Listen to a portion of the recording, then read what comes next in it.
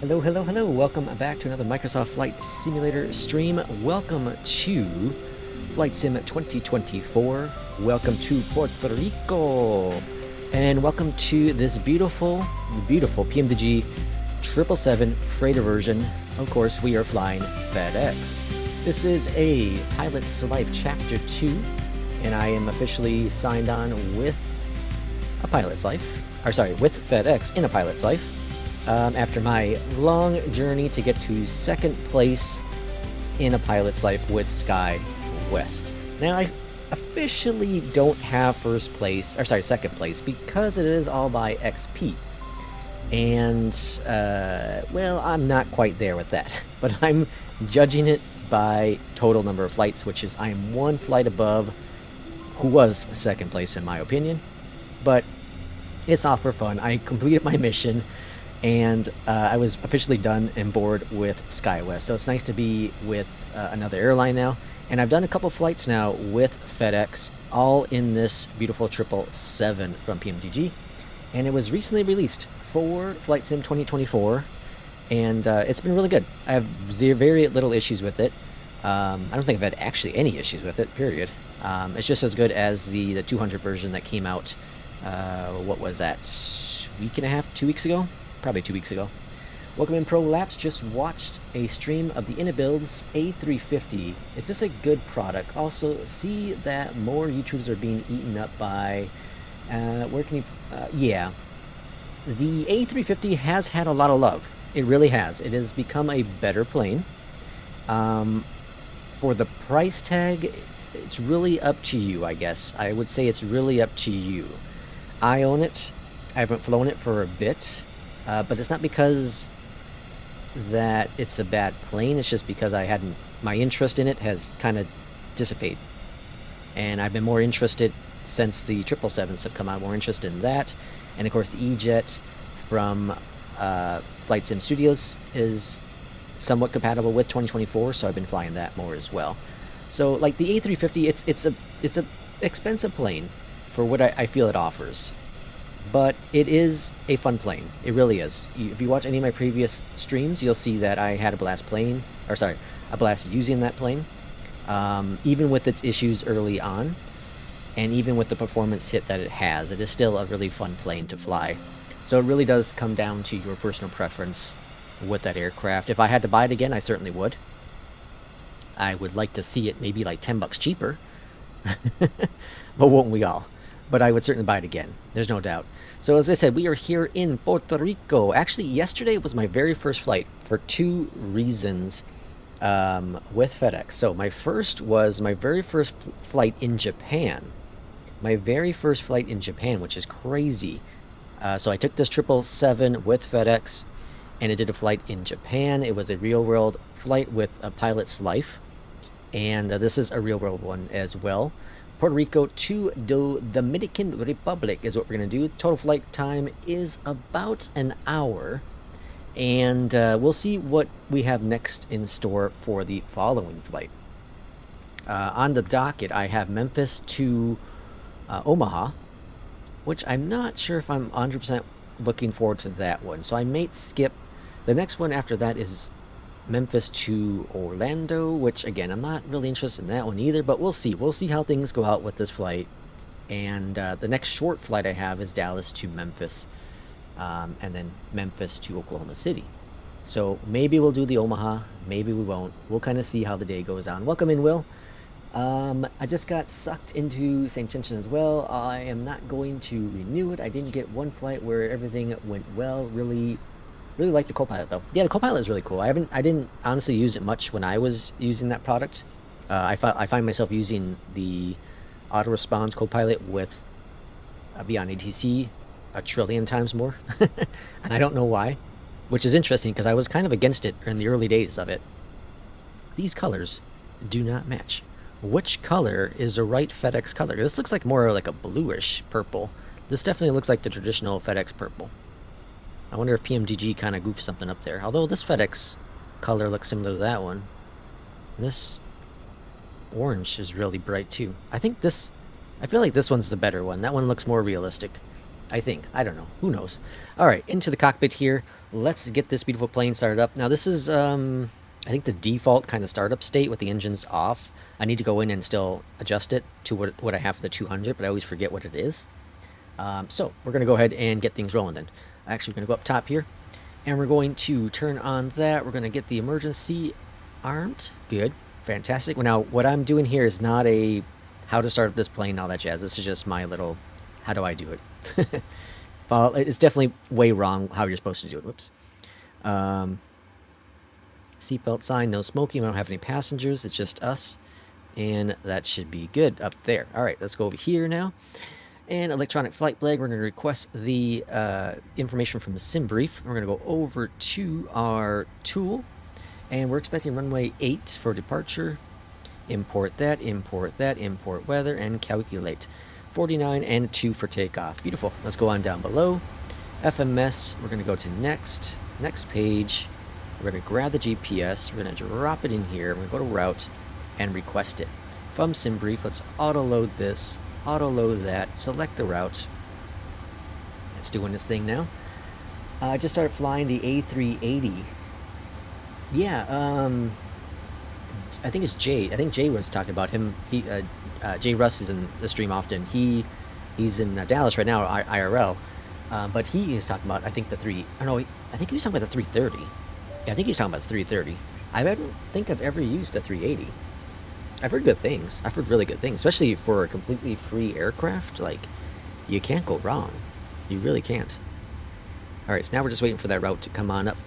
And we're going to go ahead and hit the B button, get that set up. Beautiful, grand. And let's execute this. Beautiful. All right, runway 8 for departure.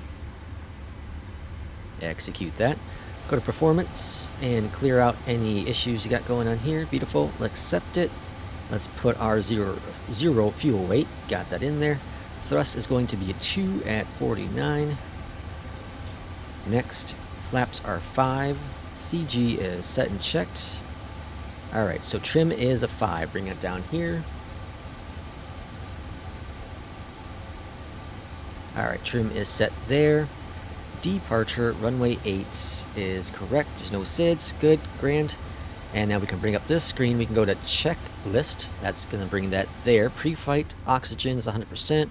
That's all set. Parking brake is checked and set. Before start, we have the McDo. We have heading altitude. Another subscriber. Thanks for the subscription. Who was it? Why doesn't it tell me who it was?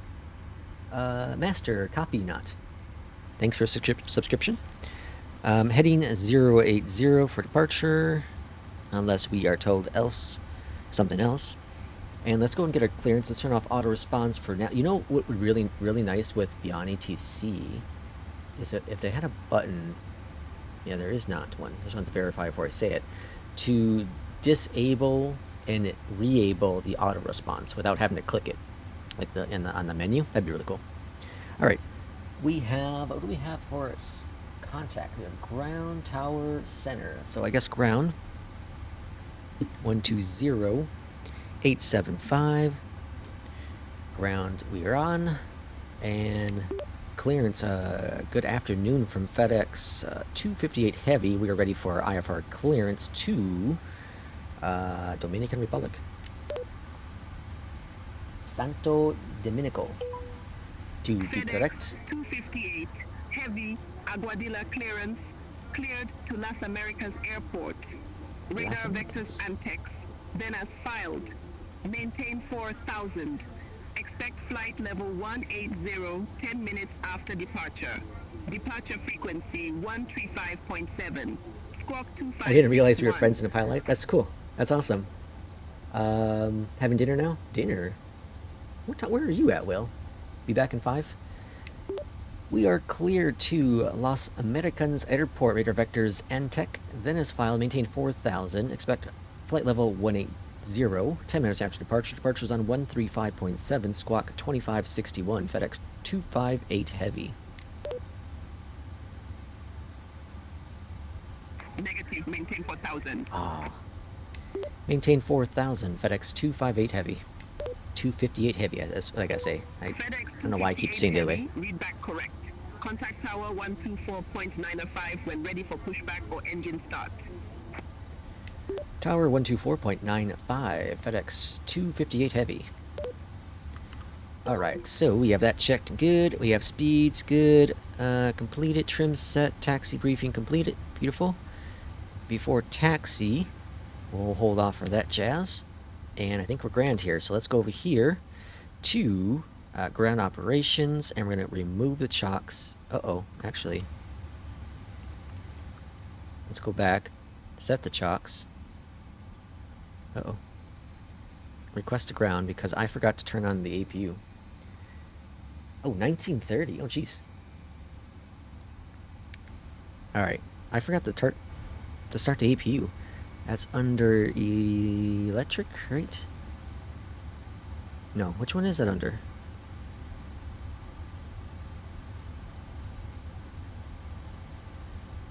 APU start. Volts. Battery. Gens. Isn't it? It's not hydraulic. It's not air, right? No. Gear, flight. That's flight controls. It's not that.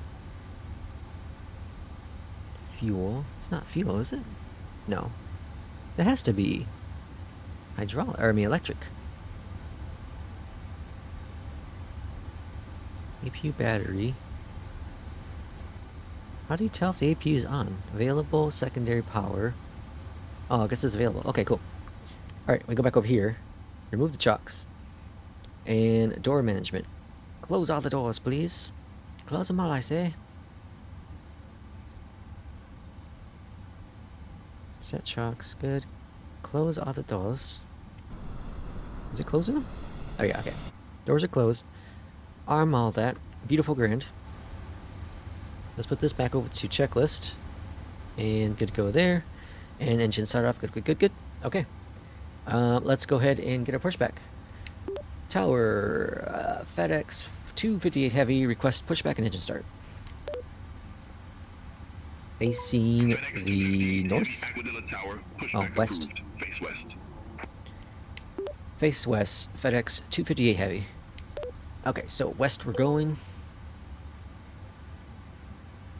Plan the pushback. It's going to be a tight turn. So we're going to face the west. Right about there. Enter. Release the parking brake. Request to push. Push is going. Up top here, we go start engine number 1. Fuel pumps are coming on.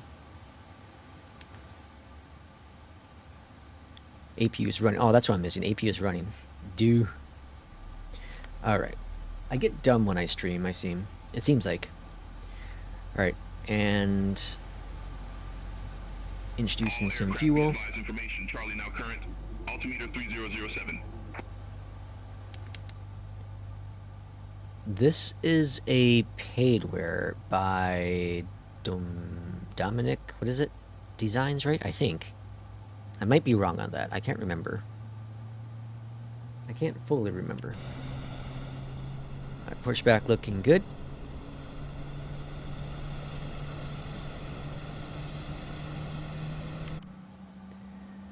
What's going on, Owl? Really enjoyed watching your streaming content videos.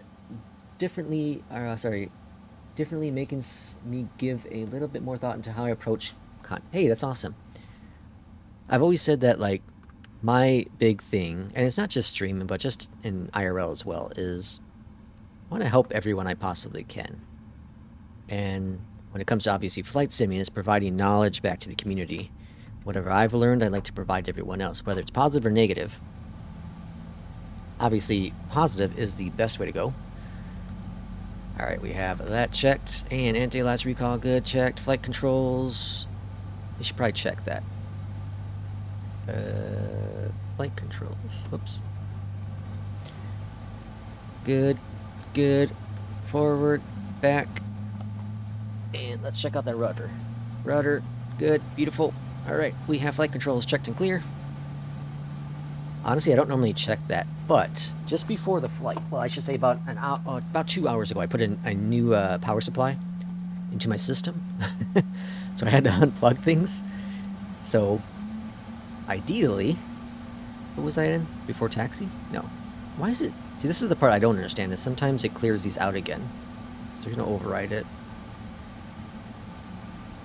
I don't know if I do it at the wrong time. That's good. And after takeoff is next.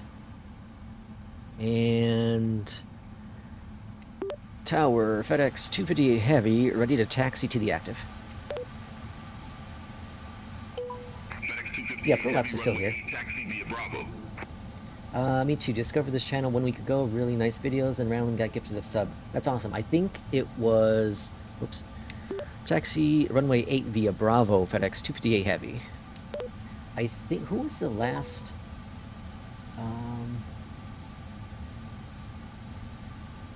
Who the heck was it? I think it was... No, it was one of Will. Oh, it was Manning. Manning gave out 5... I think he gave out 10 subs, actually, last stream. Alright.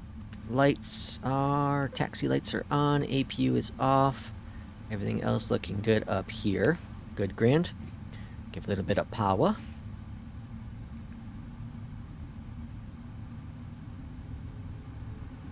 And let's get flying. This is a short flight. This is, again, a real-world flight that FedEx does in the 7th...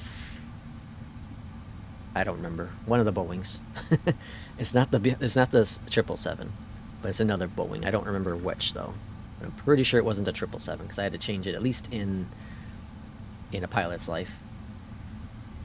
I put the FP together for 2:30 flight. See you on the runway. Oh, flight plan together. All right. And what is that? Is that like a observation tower over here? Might be. Tomorrow I'm heading... I said I was going to do it last week, but tomorrow my wife and I are officially going to celebrate our anniversary kind of outside stuff. We did our... we had lunch and whatnot, but we had planned on going to the planetarium here in Chicago, but we didn't.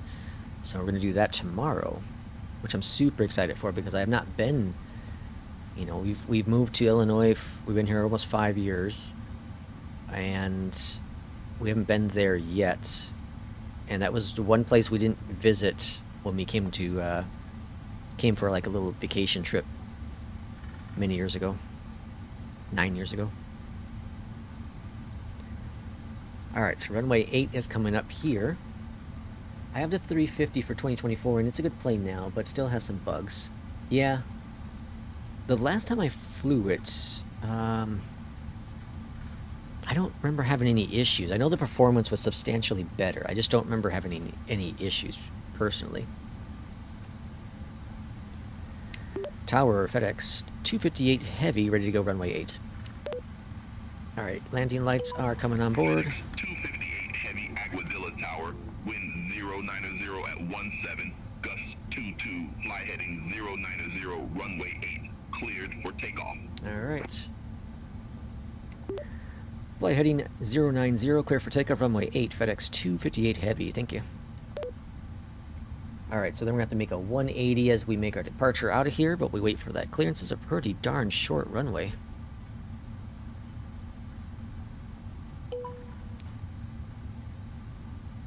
Alright, so we should be able to make this, though, based on, thanks for that, Master. Based on the charts, it says we should be able to make this happen. So on departure here, I'm going to go ahead and do auto response for ATC so I can manage the plane. Bring up that throttle. Toga set checked. Throttles are stabilizing. Or engines are stabilizing. Throttle stabilization. Alright, here we go. Let's go fly. Airspeed's alive.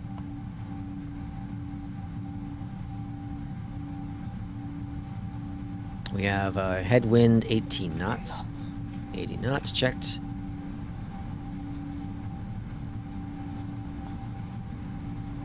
I'm guessing they're going to have us turn to the right. That's my guess. No, we'll probably go left, actually. V1, V2. Rotating. Gently. There we go. Positive rate of climb. Gear going on up. Oh, we have plenty of runway to work with. Plenty of runway.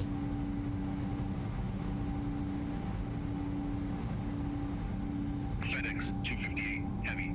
Contact San Juan Oceanic Control 135. Alright, dropping that nose down just a little bit here so we can gain some more speed. Contact San Juan We're Oceanic cleared only up to Control 4,000 right 135.7, now. FedEx 258 Heavy. Flying Mr. Postman, alright. San Juan Oceanic Control, FedEx 258 Flaps coming up one Heavy, notch. 1,200. And we'll go to heading select mode. FedEx 258 Heavy, San Juan Oceanic Control. Identified, climb to 18,000 feet, altimeter 3007. 18,000. Trimming down just a little bit. Climb to 18,000 feet, altimeter 3007, FedEx 258 Heavy. I really like the controls in this plane. Heavy, turn left heading to 80. Alright, we're going left. Expect further clearance in about 15 miles. Turn left, heading 280, FedEx 258 Heavy. Bring that nose down, gain some more speed. 560, Bravo Lima. Turn right, heading 115. And get those flaps up momentarily. Turn right, heading 115, November 560 Bravo Lima. I think I brought the flaps up, it's just a little too early from 5. My guess, at least. Alright, full flaps up. Alright, bring that nose up now. Whoop. Maintain it. Hold it. Just bring it down. We're losing airspeed. Bring it down. Take it easy. Not flying a freaking A319 or E-Jet. Take it easy. Calm down. Alright, let's go to AP on. Help me out a little bit. Okay, looking good. Let's see. Hey, Will, thanks for the 1 gift subscription, or membership, sorry, to ProLapse. We got to get together next ABA season when I'm in town for the Bulls Knicks game. My treat. Oh, that'd be fun. I wanted to go last year to a Bulls game. Uh-oh, why were you going? BNAP, wrong button. I wanted to go last year to a Bulls game, and I was going to, but the Bulls were just such a hit and miss team last year. After the Levine trade, they become a lot more fun to watch. Like I love Levine. I think he's a great player, and I really miss him being on the Bulls. I have his, I have the what's it called?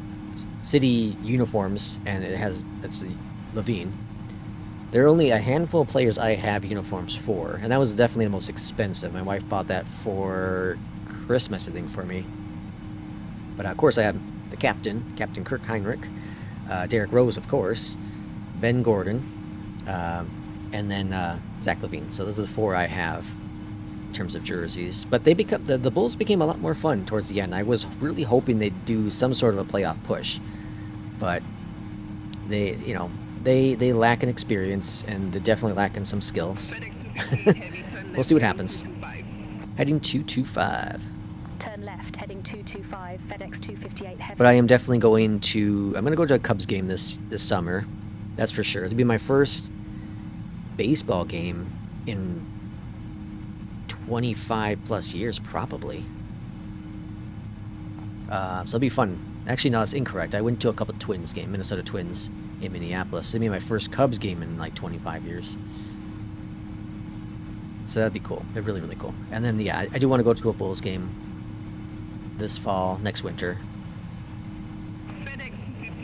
Alright, landing lights coming off. Turn right, heading 280, FedEx 258 280. Good. Nice. Yeah, meet Stacey King, talk about time or teams behind it. Yeah.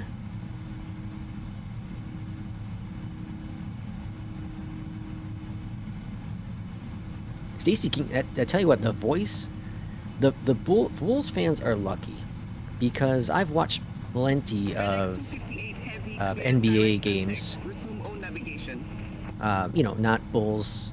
Roger, we'll head direct and Antex, then resume own navigation FedEx 258 Heavy. The Bulls have thanks. one of the best commentators, period. Like, between Stacey King and Adam Amin, like, they are incredible.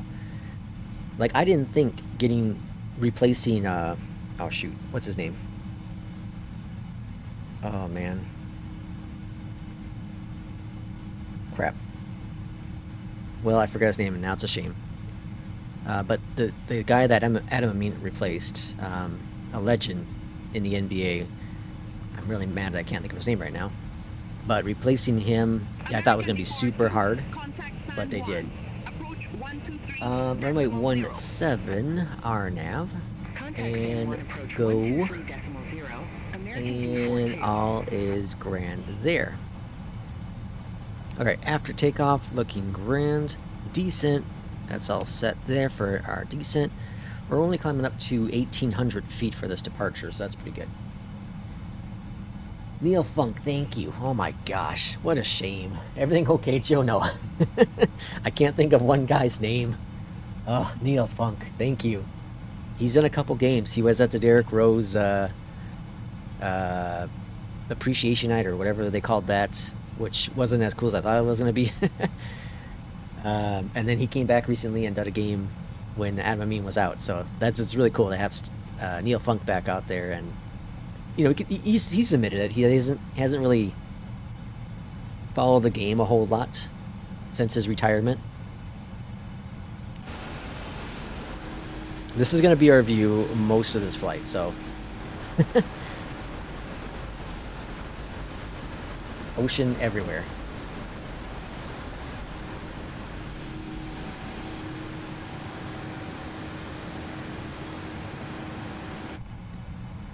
All right, coming up on our cruise momentarily. On arrival, runway 7 right. I need to get my charts going in the plane. I don't know if I did or not. Let me see. PMDG. Oh, is there no charts? I thought there were charts in this plane. Performance, weight, manual. That's documentation. Wasn't there charts in this plane? Oh yeah, right. No. Yeah, here. Okay. Oh, it doesn't pull from... That's crazy. Arrival. Okay. Via... Not any of those two. Runway... What are we doing? 17. Approach. RNAV 17. Airport. Minimums. And parking spots probably too. Okay. So... Here's our, I don't know what the hell this approach is. We're going to come in from over here, and it looks like we're wrapping around here for the arrival. So we'll be coming in right around here. And then the arrival will be there, looking good. We are landing runway 17 right here. So we're going to exit to our right. Cargo looks to be right back there. And yeah, so somewhere back here, Charlie something is what we're expecting for our arrival gate. Alright, we're at 18,000. We'll go standard pressure. And another gift to subscription, Will, thank you for that. Adam is a good guy. We chop it up when he is here in New York when comparing notes. Oh, that's awesome. One of my coworkers, he went to school with Adam, I mean. He didn't like him, but he knew that he was going to be something. He was going to do some sort of commentating work in some form or fashion, whether it be movies or whatever. He knew he was going to do something because he said that his voice has always been just energetic and fun, unlike mine, which is dull and boring.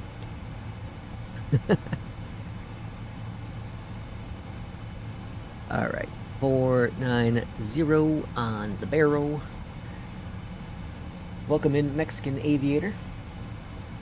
Welcome on in. We are departing Puerto Rico, heading up to Dominican Republic.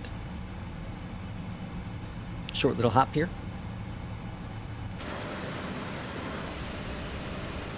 Land ahoy!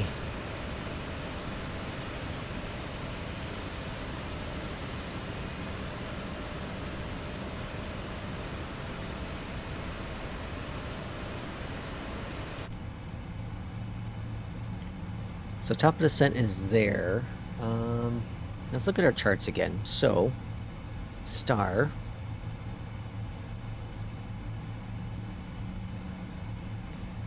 Let's see. What are we looking for altitude? 4,000, 6,000 there, or 16,000, sorry.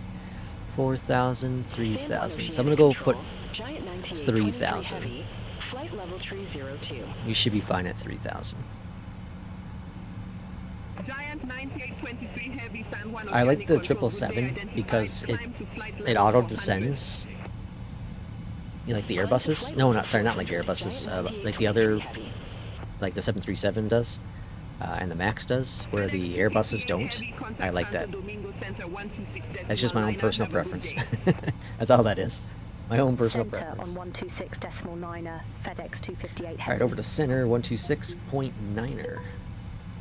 Santo Domingo Center, FedEx 258 Heavy, flight level 180.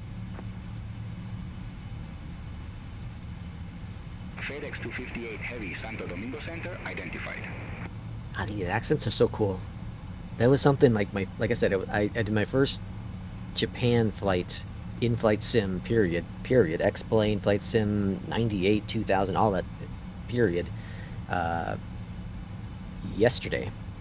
And it was really a cool flight. Really, I didn't do Beyond ATC, so I kind of just did my own flight plan to get there.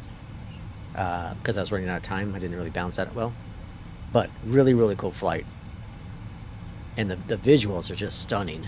Stunning. Did a little bit of research about content creators, but don't want to spoil the good vibe now. You're such a peach. No peach here.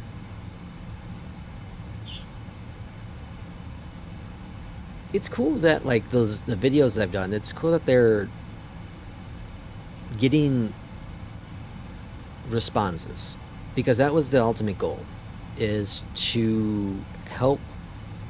You know, there are other simmers like myself who depend on content creators sometimes to provide them with the best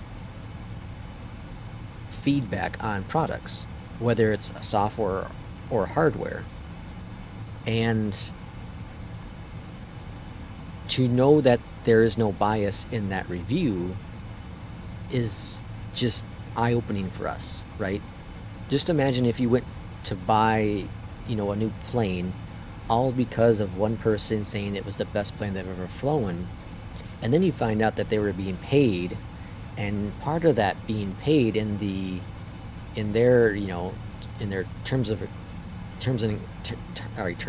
conditions, or terms of agreement, whatever you want to call it, in their agreement, it said that they couldn't say anything negative about it. You know, so then you get this plane, all of a sudden you experience all kinds of issues with it. Obviously, I don't experience the number of issues that Kip has, unfortunately, in some of his streams.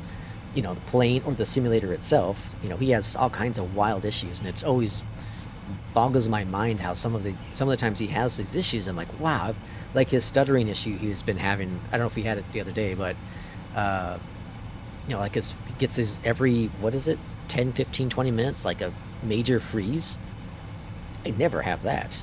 FedEx 258 Heavy Santo Domingo Center, expect Goza 2 Golf, runway Goza 2 Golf. Expect Goza 2 Golf, runway 17, FedEx 258 Heavy.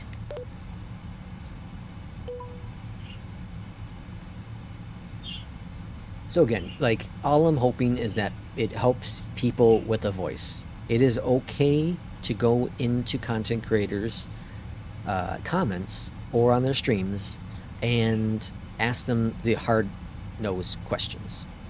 You know, did you get paid for this? Is this review, you know, unbiased? Or are you showcasing this because you just enjoy it? Did you pay for this? You know, these are all legitimate things you can ask people. You can certainly ask them. You should ask them these questions. It's super important. And if they get offended, they kick you out, that means you should not be there. If you're asking a positive question, that is not criticism. We don't need criticism, right? You don't need to go in there like, I hate your voice, I hate the way you fly it, you know, you don't need any of that. That's negative. I'll ban someone for doing that too. But go in there and ask them the real questions. You know, how many bugs have you had? You know, whatever the issues may be, ask them, whatever pops into your head. Ask them those questions, because if they're transparent with you, that means they're being honest, and that means that they're worth following. That means their opinions should have higher standards.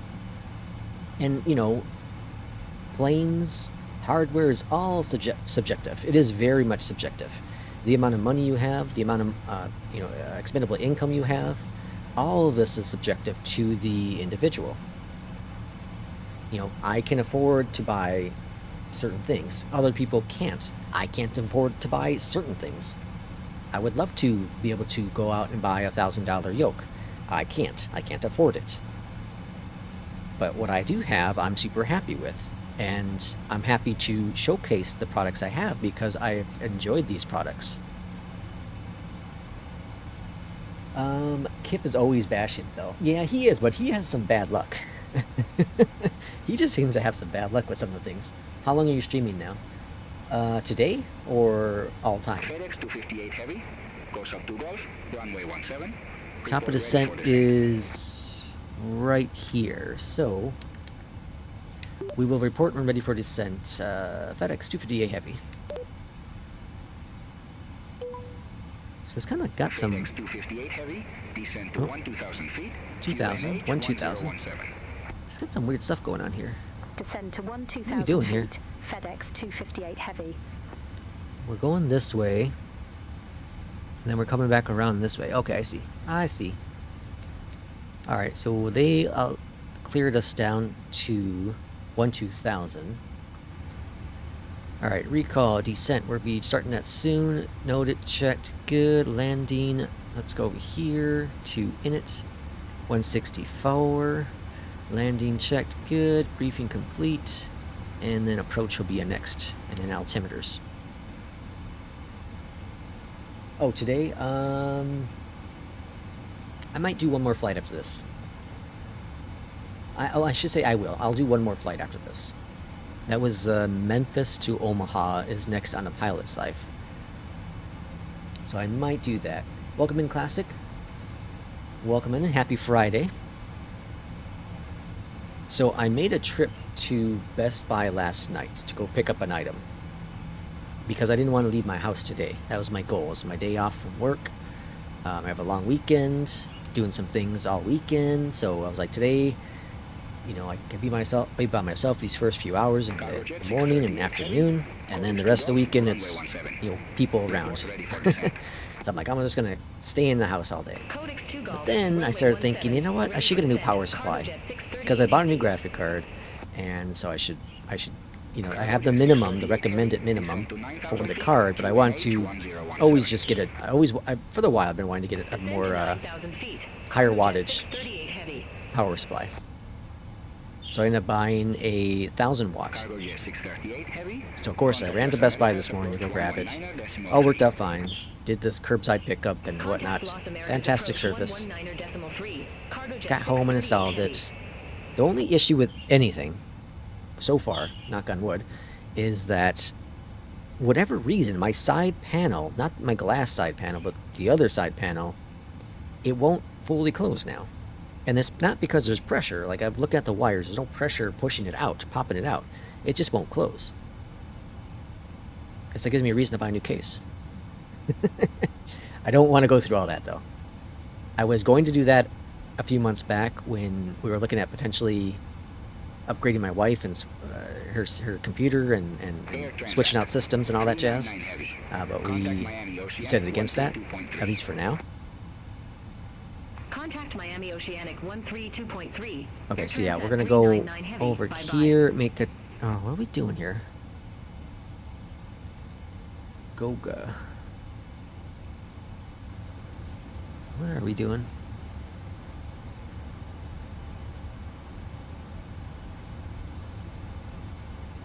We are doing that. Okay, grand. What I'm confused about here is why are we going... What's this doing over here?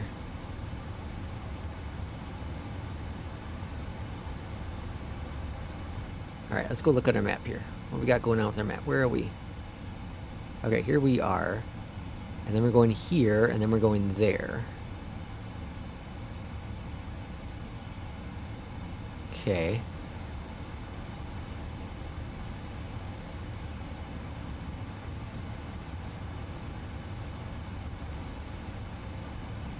Yeah, it looks right, right? We're going around here, hitting there, and then getting on to 17. Yeah, okay.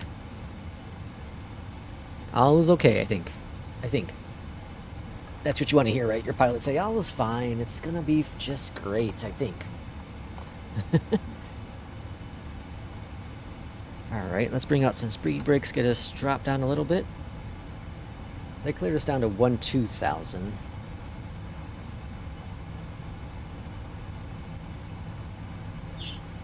Will, thanks again for the 5 there. The 5 gifted subs. Nick SQ, Heavy, and M30. Uh-oh. Oh. Welcome to the Lex co-pilot. Good day. Flight level 359er. Clear out that. Welcome on in. Thanks to Will again. Will, super big supporter here on the channel. Appreciate everything you've done. Santo Domingo Center, radar contact. Oh, AV8 as well. Did I miss that one? Yeah, I missed AV8.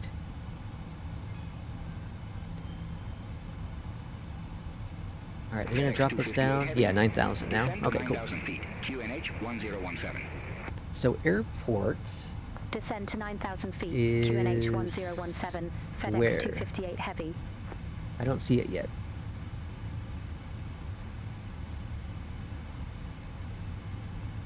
Oh, right here? Welcome in AV8. Are you AV8 for the air van? Or not? I'm curious. AV8. Are you an air van fan? Isn't there an air van 8? Isn't that what it's called? Coming out from SWS.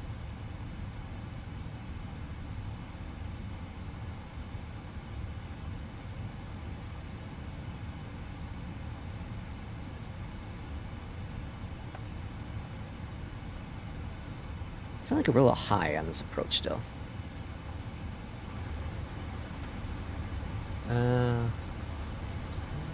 I guess we're all right. Say 9,000, so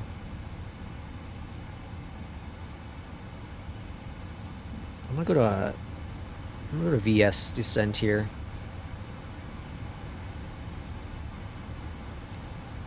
Let's go down at 15. Do we have any speed restrictions? 220, 220, and where are we at? We are at 220. Cool. Okay, just a coincidence. Yeah, the Airvan 8. I think it's Airvan 8. Right? Am I just making up stories? Airvan 8. Yeah. GA8. Oh no, I'm thinking of something else. I'm thinking, no, wait, hold on now. GA8. You're AV8. I got the whole thing wrong. Disregard me. I'm just crazy. Alright, landing lights are on. Contact Las Americas approach 119.3. Over to FedEx approach. 258 Heavy. Making our turn, and then we're going to intercept the localizer coming in for the Las landing. Americas Although this is a FedEx RNAV, 258 right? Heavy. 10 Right. 10,500 with information uniform. FedEx 258 Heavy Las Americas So right approach. here we want to be at QNH 1016, 2,000. beyond half runway 17. I'm going to go ahead and drop us further down. QNH 1016. They said expect RNAV 9,000. Runway 17. Let's bring out those speed FedEx brakes so we can 258 drop Heavy. down without gaining speed. FedEx 258 Heavy. There's our 3,000. Alright, now we're looking better. Descend to 3,000 feet. QNH 1016. Grand FedEx Caravan. 258 Heavy. I actually flew a Kodiak recently. I had a bunch of short flights with a pilot's life, my tail end of SkyWest, and so I did a bunch of not a bunch, but I did 2 Kodiak flights. So much fun. I love that plane. I don't know what got me so much into airliners, because I flew the heck of that Kodiak. Love that plane. So much fun. Didn't know the GA8 was manufactured in Oz. Oh, interesting.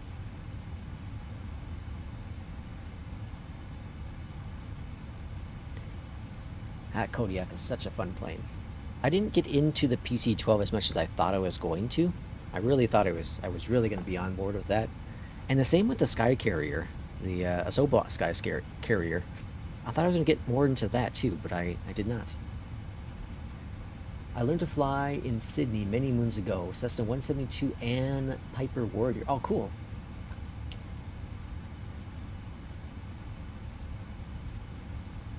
Welcome in, Pack. Welcome on in. We are on approach into Las Americanas, Santo Domingo, the Dominican Republic. This is my first time ever landing here.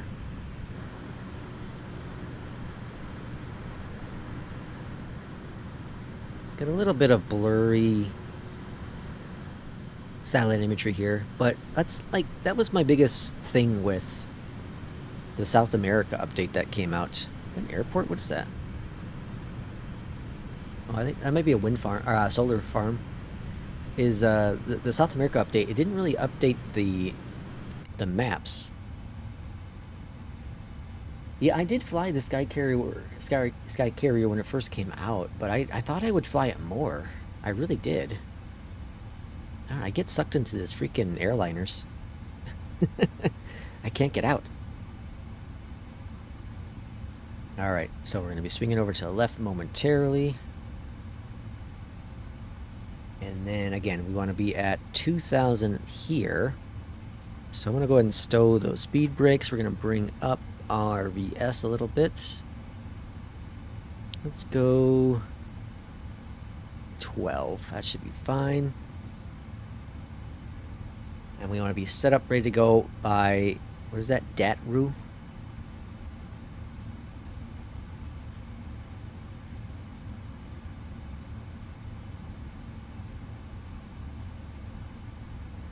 FedEx 258 Heavy, 8 miles from SD150, turn left, heading 255, maintain 3,000 feet until established on the final approach course, cleared RNAV runway 17.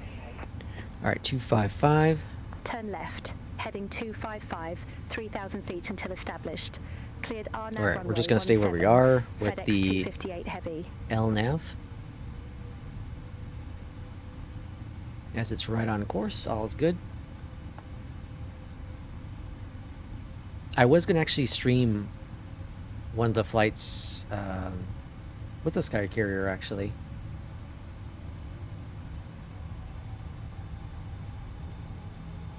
But other things came up, so I didn't. Had a few bugs, but it's better now. The prop animations are the best ever. Yeah, I remember that. I remember that for sure. I love learning the Airbus jets. I haven't touched the Boeing yet. The 777F will be my first Boeing, but really? Yeah, this is a fun plane. It really is. I have a blast flying it. It's the sole reason why I left SkyWest, honestly. And like I said before, I am, you know, like, I like realism, but I also like having fun. So I understand that FedEx does not fly up, you know, many other planes that I have in my disposal. Over to Tower 118. So I will 1, fly FedEx whatever I 258 want, Heavy. you Have a know, good one. and just pretend that we're doing some cargo flight in a 319 for Tower, FedEx or something, you know, 258 who Heavy. knows. RNAV runway 17. Alright, we're going to be down the first notch of flaps. Let's bring down our speed. FedEx 258 Heavy, And what do we have again for the minimums? 154. We're going to hold. Runway 17 cleared to land. 17 cleared to land. Runway 17 cleared to land. FedEx 258 Heavy. Flaps 2 coming out. And spoilers are set and checked and armed. Sorry for my ignorance. Which Boeing plane are you flying here? This is the 777F. This is the new PMDG 777F. Alright, AP is off my aircraft.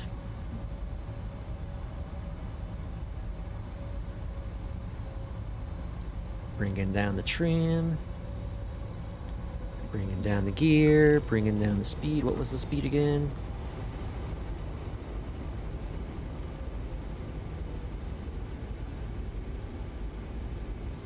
$154. Flaps checked and set. Coming down. Whoa, what are you dropping down for so hard?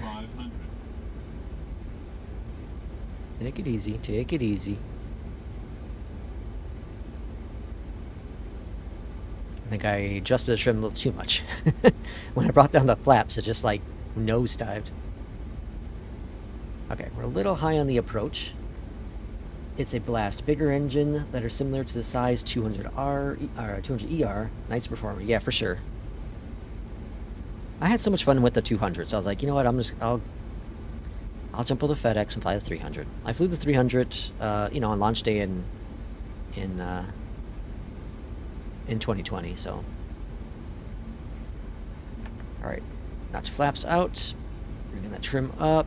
Don't want to get too slow, don't want to get too low.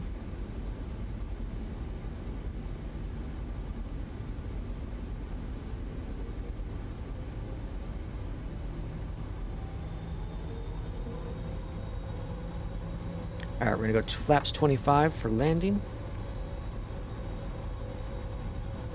I think I configured a little too early for this landing. I'm still learning this plane, so forgive me. It's such a bigger plane than I'm used to. Alright, we have 1 red, 3 white, so we're slightly high on the approach.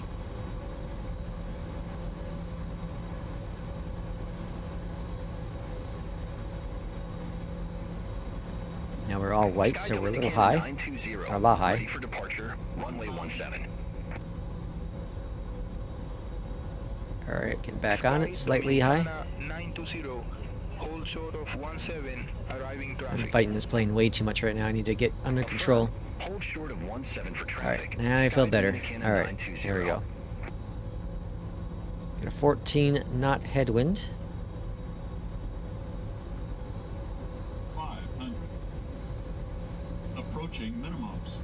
It says we're slightly high, but I feel like we're like right on it. Minimums. I'm going just off visual now. The heck with that. Yeah, there we go. That looks better. 300.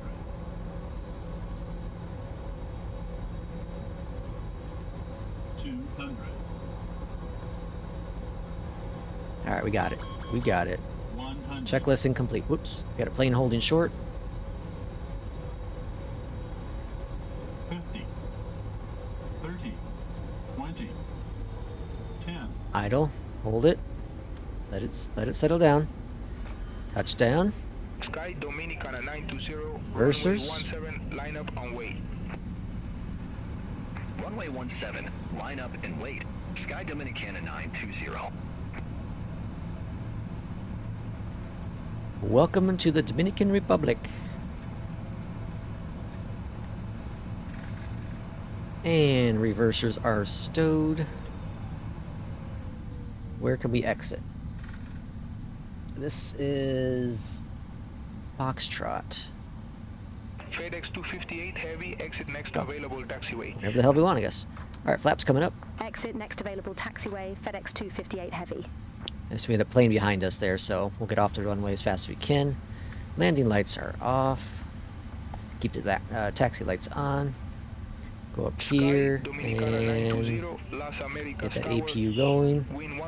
And then our cargo ramp is right back here. Runway 17, cleared for takeoff. Where's that bump from? Sky Dominicana 920. It's a weird bump there. FedEx 258 heavy, contact ground 121.9er. Great cigars. 1.9er, FedEx 258 Heavy. Oh, I don't know if I'm gonna get a Good day. landing. I don't think I'll get my landing rate. I forgot to turn back on Volanta. I switched over from the other one. Now I'm all nervous with Kip having the stutters. Very nice. Did I turn? I did turn off. Dang it. Alright. Oh, well, we'll see in a pilot's life. I'll see what the landing rate is in a pilot's life. We gotta go over to ground. Los Americans ground. FedEx 258 Heavy. We are on taxiway...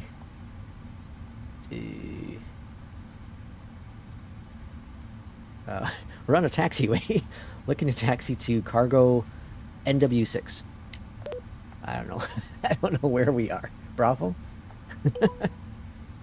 FedEx 258 heavy, welcome to Las Americas Airport. Say parking or advise if need assignment. Northwest 6, is that how you say it? Cargo NW6. FedEx 258 Heavy. Say again, cargo ramp number. It says Cargo NW. Is it Northwest 6? Cargo Northwest 6. FedEx 258 Heavy. FedEx 258 Heavy. Oh, I don't Say know. again, cargo ramp number. Let me see. I'll just choose it from the list, I guess.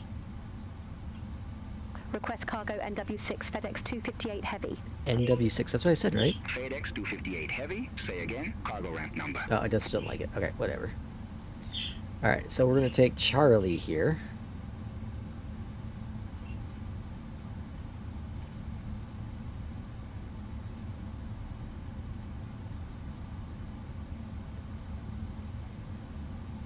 I don't remember who makes this scenery.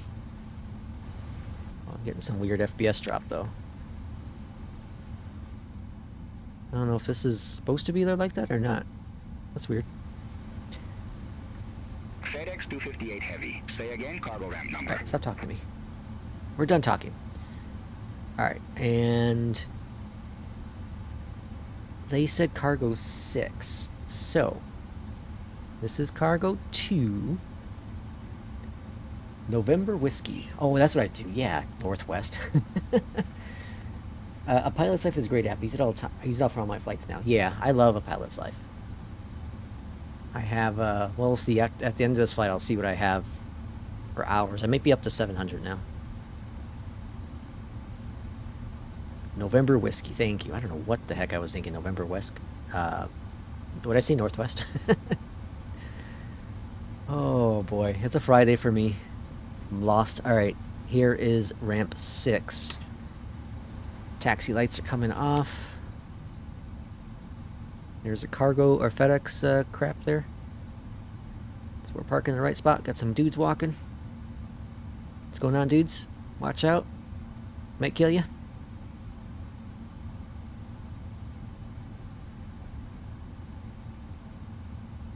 We got pushback thing there. Alright, so let's go over here and we go to our ground. And we go to ground operation, our connections.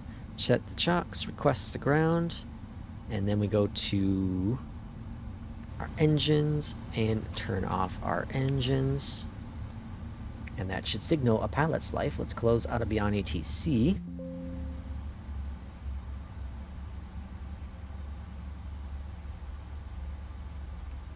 Let's bring up Beyond ATC.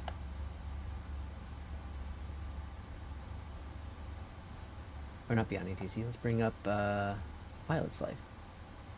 There we go. Alright, so that's our next flight here. Memphis to Omaha. It's a little longer of a flight.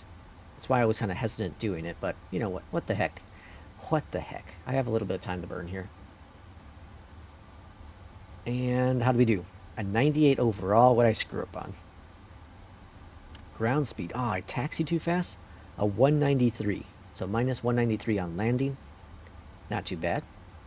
Alright, so that's the first flight. Let's get our second flight ready to go here. So, let's get rid of A Pilot's Life on there. Let's get out of here. Let's go fly to Omaha from Memphis, which is the headquarters of FedEx for Express. So, let's go get a dispatch going on here.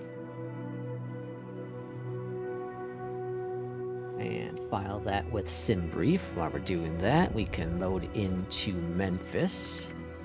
Whoops. Memphis. And we're expecting runway 36 out of Memphis today. Got loading all that jazz. 36 left is right there, so we have a pretty long taxi. We're going to park right here, because that's where I say. And let's go fly. Good, good. Oops. Generate flight plan.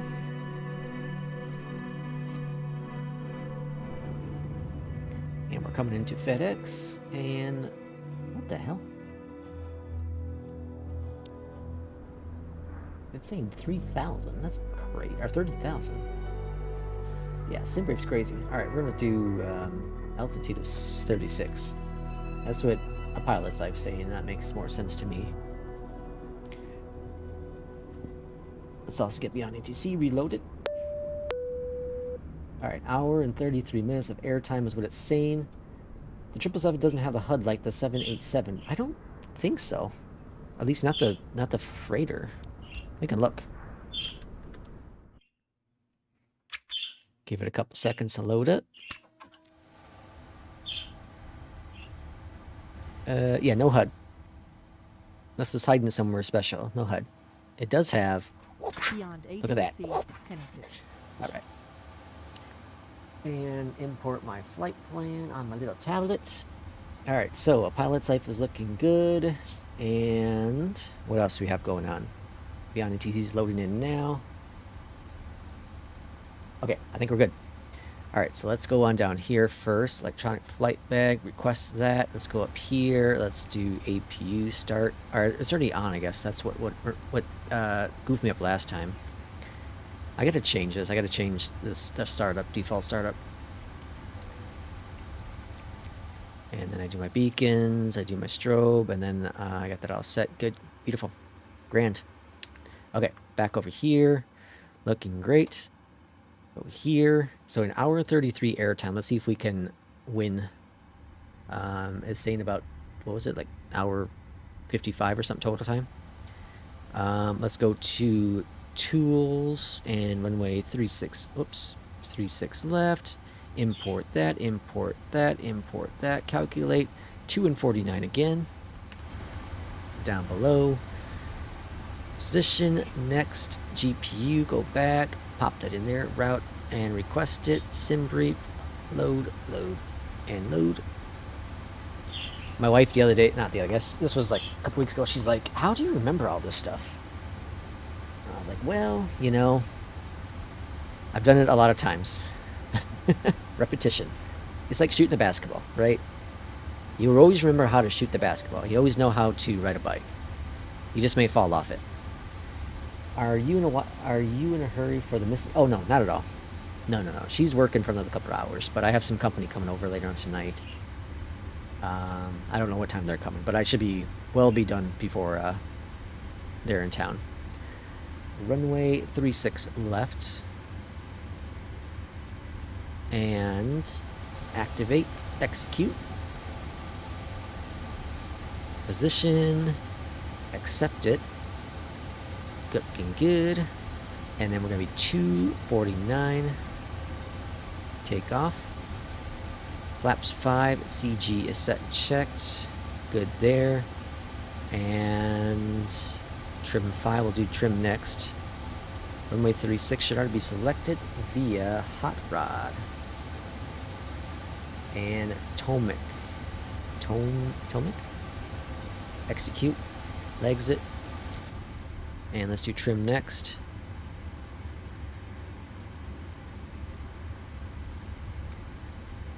Okay, looks good to me. And let's talk to... Oh, let's go to Memphis. Senta.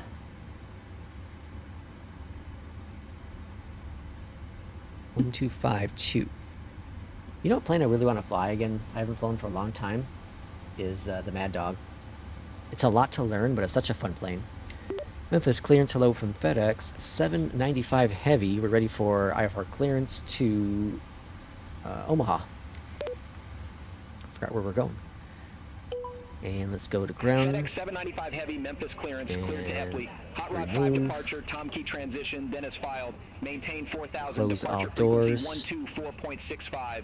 Squawk Arm all 1006. 1006 for the squawking. Cleared to Epley. 4000 on departure. Tom transition, then is filed. Maintain 4000. Departure frequency 124.65. Doors Squawk 1006. closing. FedEx 795 FedEx. Pre-plan. Contact ground 121.9er when ready for pushback or engine start. Wonder why she does that sometimes. She just says FedEx. We'll contact ground 121.9er when ready for pushback or engine start. FedEx 795 And now it's right. heavy. Thanks. It's so weird. You're welcome. My pleasure. Oh, my pleasure. Dang. Is 2024 stable now? I was having a lot of CTDs 2 months ago, and I went back to 2020 for the medium and long haul flights. Yeah, I've had 2 CTDs during a flight with Flight Sim 2024 since launch. Period. Exclamation point. And the last one that happened was because I was in Sim Update 3 beta. So hopefully they update to get that again so they can fix it. Memphis ground, FedEx 795 heavy, request pushback and engine start. I was about to say the other call sign. I caught myself. FedEx 795 heavy, Memphis ground, pushback and engine Alright, start request approved. hold. We're pushing back. Go up top here. Fuels are on. Pushback and Start engine approved, phase number north, 1. FedEx 795 heavy. Looking grand. Let's go to our checklist. Actually, let's go and introduce some fuel, and then we'll look at our checklist. Pre-flight checklist, looking good. Park and brake, we're going to overwrite that. Fuel cutoff switches are on now. Before taxi, we have that's checked. Speeds are checked. Completed that. Trim is set. Taxi briefing, good. Checked, good. Taxi lights, recall. Auto brakes are going to be RTO, yeah. Flight controls are going to be fine, and clear the instruments. Beautiful. After is next. Good to know. I might give it another chance over the weekend. I do recommend it. I really do. Like, all the planes aren't here yet, but it's still, it looks gorgeous, and I feel like every single update is getting better and better and better. Envoy 3335, contact Memphis Tower 119.7. Engine 1's looking good. Engine number 2 next. Contact Flaps Tower 1, 2, checked and 119.7. set. Envoy 3335. Oh, another FedEx plane next to us. Memphis ground, FedEx 795 heavy, ready to taxi to the active. They better not change his runway on us. FedEx 795 You son of a heavy. gun.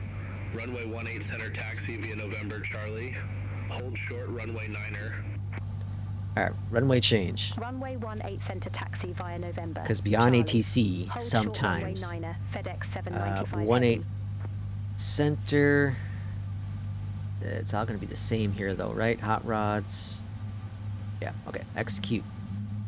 Then we go here. We got to get our V-speeds back in. Good, grand. All right. Engine number 2 still coming on board. How's our list looking? Let's go back up here. Did it mess anything up again? Nope. Okay, so it looks like I got to do it just before pushback or something. Alright, so we're taxiing via November Charlie. So look at our charts here. Departure, Memphis Airport. Airport. Information, SID, via... what was it? Hot rods. Cool. Pinned, airport, and... Alright, so we are going to be taxiing via November, right here. Hold on, what? November here. Charlie, going to hold short there. Roger, Dodger. And then we're going to take Charlie down to probably Charlie 7. Okie dokie. Landing lights, or sorry, taxi lights are coming on. APU is coming off. Let's go taxiing. You can override it. You can override it and be on it. Oh yeah, you can ask for a different runway, but you can't sometimes with traffic.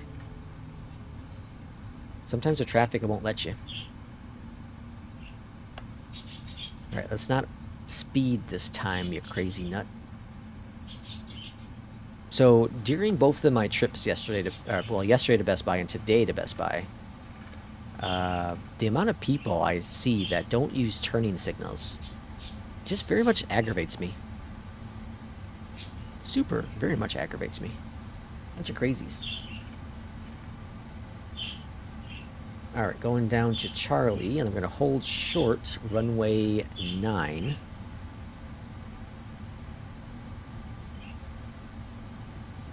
I really want to fly the MD 9? Is that the one that, what's that company that makes a T something? Alright, we're holding here at 9. There's an Allegiant. Can we cross 9? FedEx 795 Heavy, cross runway 9er at Charlie. Continue taxi via Charlie, Charlie 5. Charlie 5. Cross runway 9er at Charlie. Continue taxi Okay. via Charlie, We'll Charlie go with 5, 5. FedEx 795 Heavy. Hold the speed, hold the speed. There's a lot of There's FedEx parks over here too. That's crazy. Alright, Charlie.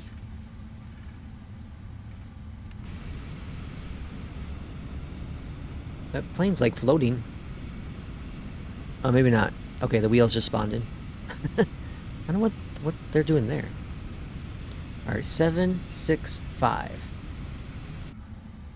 Well, on the bright side, it's a closer runway for departure. On the bad side, we're going to have a tailwind. FedEx 795 Heavy, contact Memphis Tower 119.7. Contact Tower 119.7, FedEx 795 Heavy. Alright, Charlie 5 for departure. Oops. Memphis Tower, FedEx 795 Heavy. Ready to go, runway 18 center. Forgot where we were. Alright, landing lights on. Memphis Tower, wind 020 at 5. Our nav to Cheeto, runway 18 center, cleared for takeoff. Our nav to Cheeto. I could go for a Cheeto right now. Runway 18 center, our nav to Cheeto. Cleared for takeoff. FedEx 795 Heavy. Alright, gonna line up here. This is plenty of runway. We are, of course, at the FedEx hub, so there better be long runways here. Bring up those throttles. Toga set. Bring up those engines. On departure, we're gonna head over to the right side. Let's get our heading select also good to go. Engines are stabilized. Let's go flying. So again, this is about an hour and a half or so cruise. Well, airtime. So by 3 p.m. Central Time or 20 Zulu time.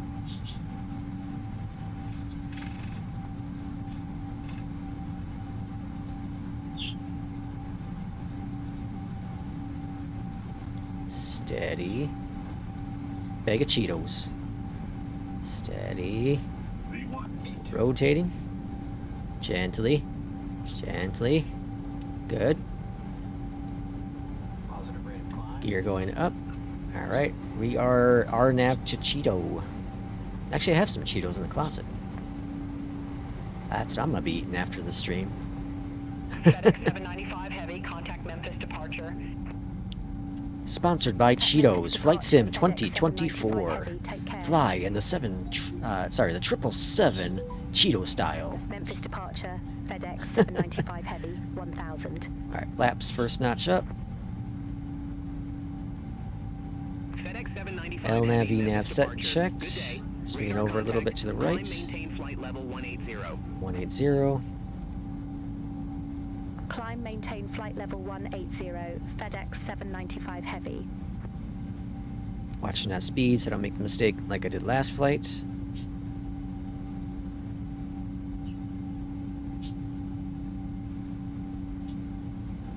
Alright, looking good. Let's bring down the trim just a little bit. I thought this plane had like the auto fly-by-wire thing like the Airbuses have. Unless I got something screwed up. It doesn't seem to have it. Alright, full flaps up. Still hand flying. I feel confident enough to hand fly this one up to 10,000. Whoa. Weird stutter there.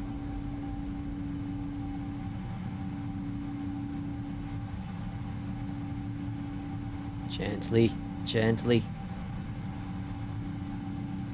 More weird FPS drops. I need to test a theory out and see if it is this VRR, this FreeSync, if it is this OLED monitor with Flight Sim.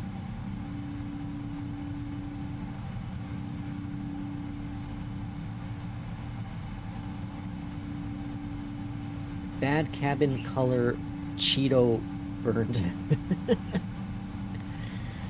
Are you going to Flight Sim Expo? I had planned to. But I couldn't take the chance on... Alright, we're going to AP on a little earlier. I couldn't take the risk of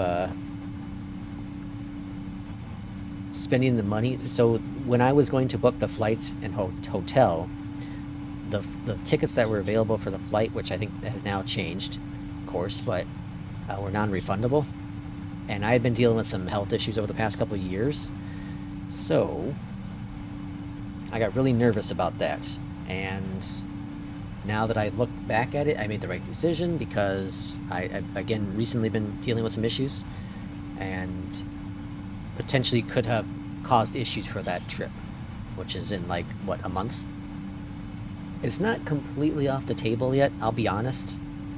If I do go, it's gonna be a really short flight, or a really quick turnaround.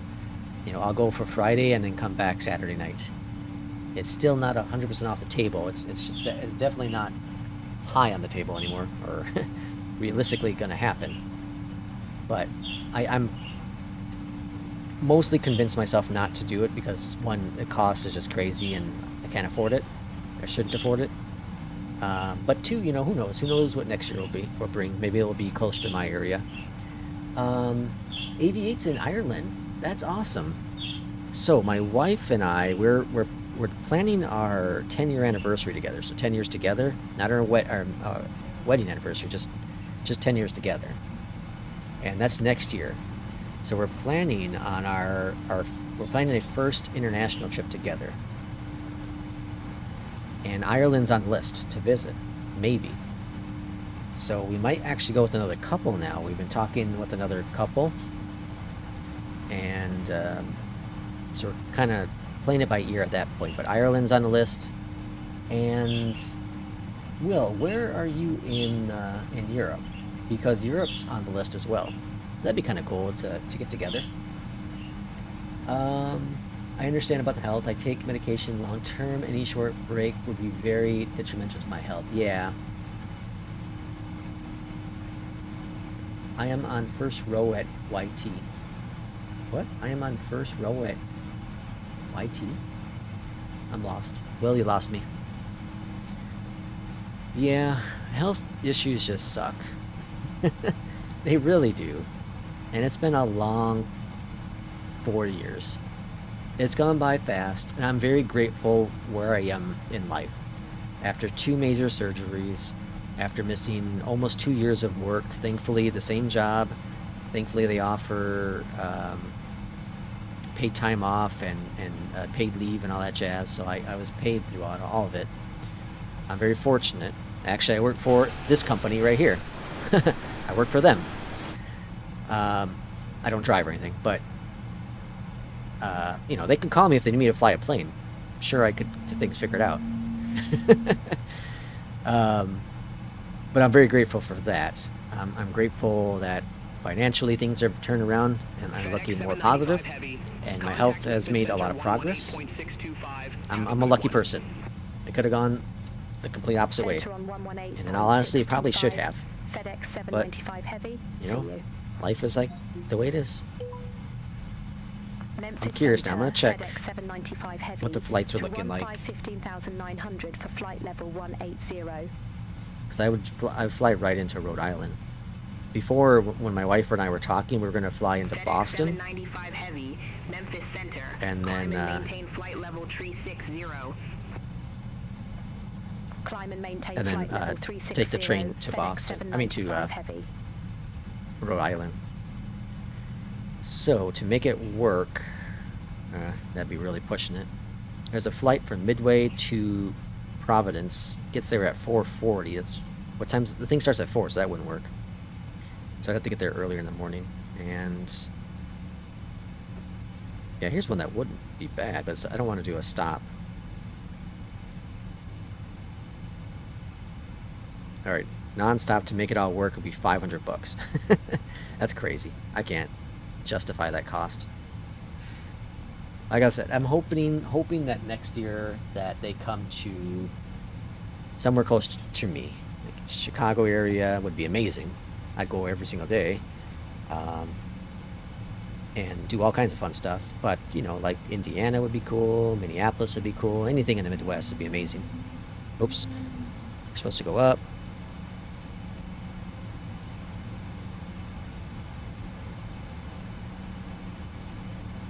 What are we doing? 360. FedEx 795 Heavy. Contact Okay. Memphis Center 120.075. Amsterdam, Netherlands. Don't think we'll be in that area Contact if we Memphis do. We're talking about maybe like London 120.075, FedEx 795 if we do Europe Heavy. next year. But either way, we'll figure it out. Let's see if we can make it happen. YouTube first roll at the Memphis Flying Center, Festival in the US. Oh, FedEx that's awesome. 795 Heavy, passing flight level 184 for flight level 360 Yeah, so direct Zelco. like again, there's about 99.9% chance I'm not going, which means I will do a live stream here for the expo, which I did last year. Didn't turn out so well, but you know, I had some conversation with some people, so that's all I'm hoping for this year as well. You know, talk to other geeks out there, other flight nerd geeks. Flight nerd geeks. That's proper English. Proper English right there.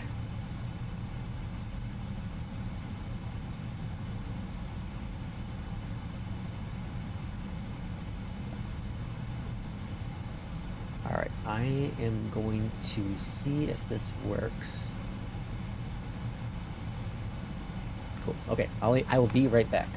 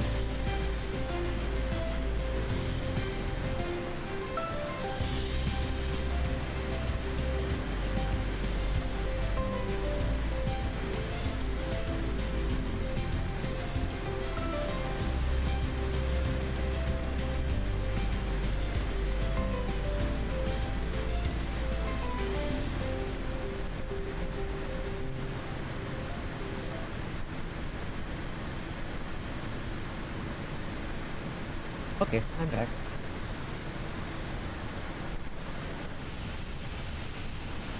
It's a beautiful plane. E2J. I would be happy to join your live stream. Yeah. I'm gonna do, the plan would be to, last year, I started the stream like, I don't know, 10 minutes or so, 10, 15 minutes before the expo started. So it'll probably be the same this year as well.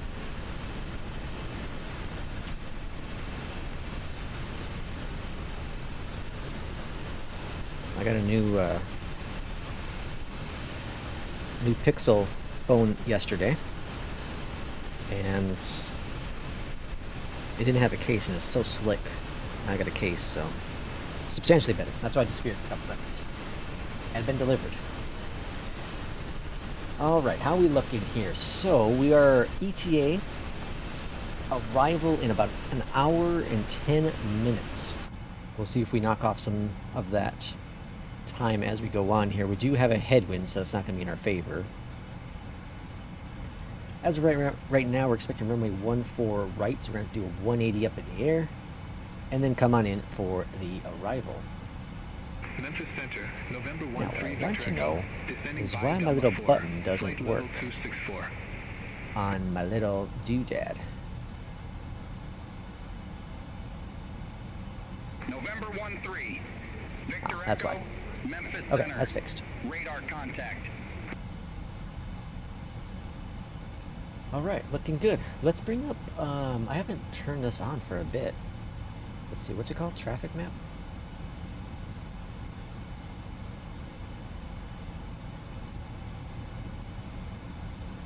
And that? Do I have a thingy for that?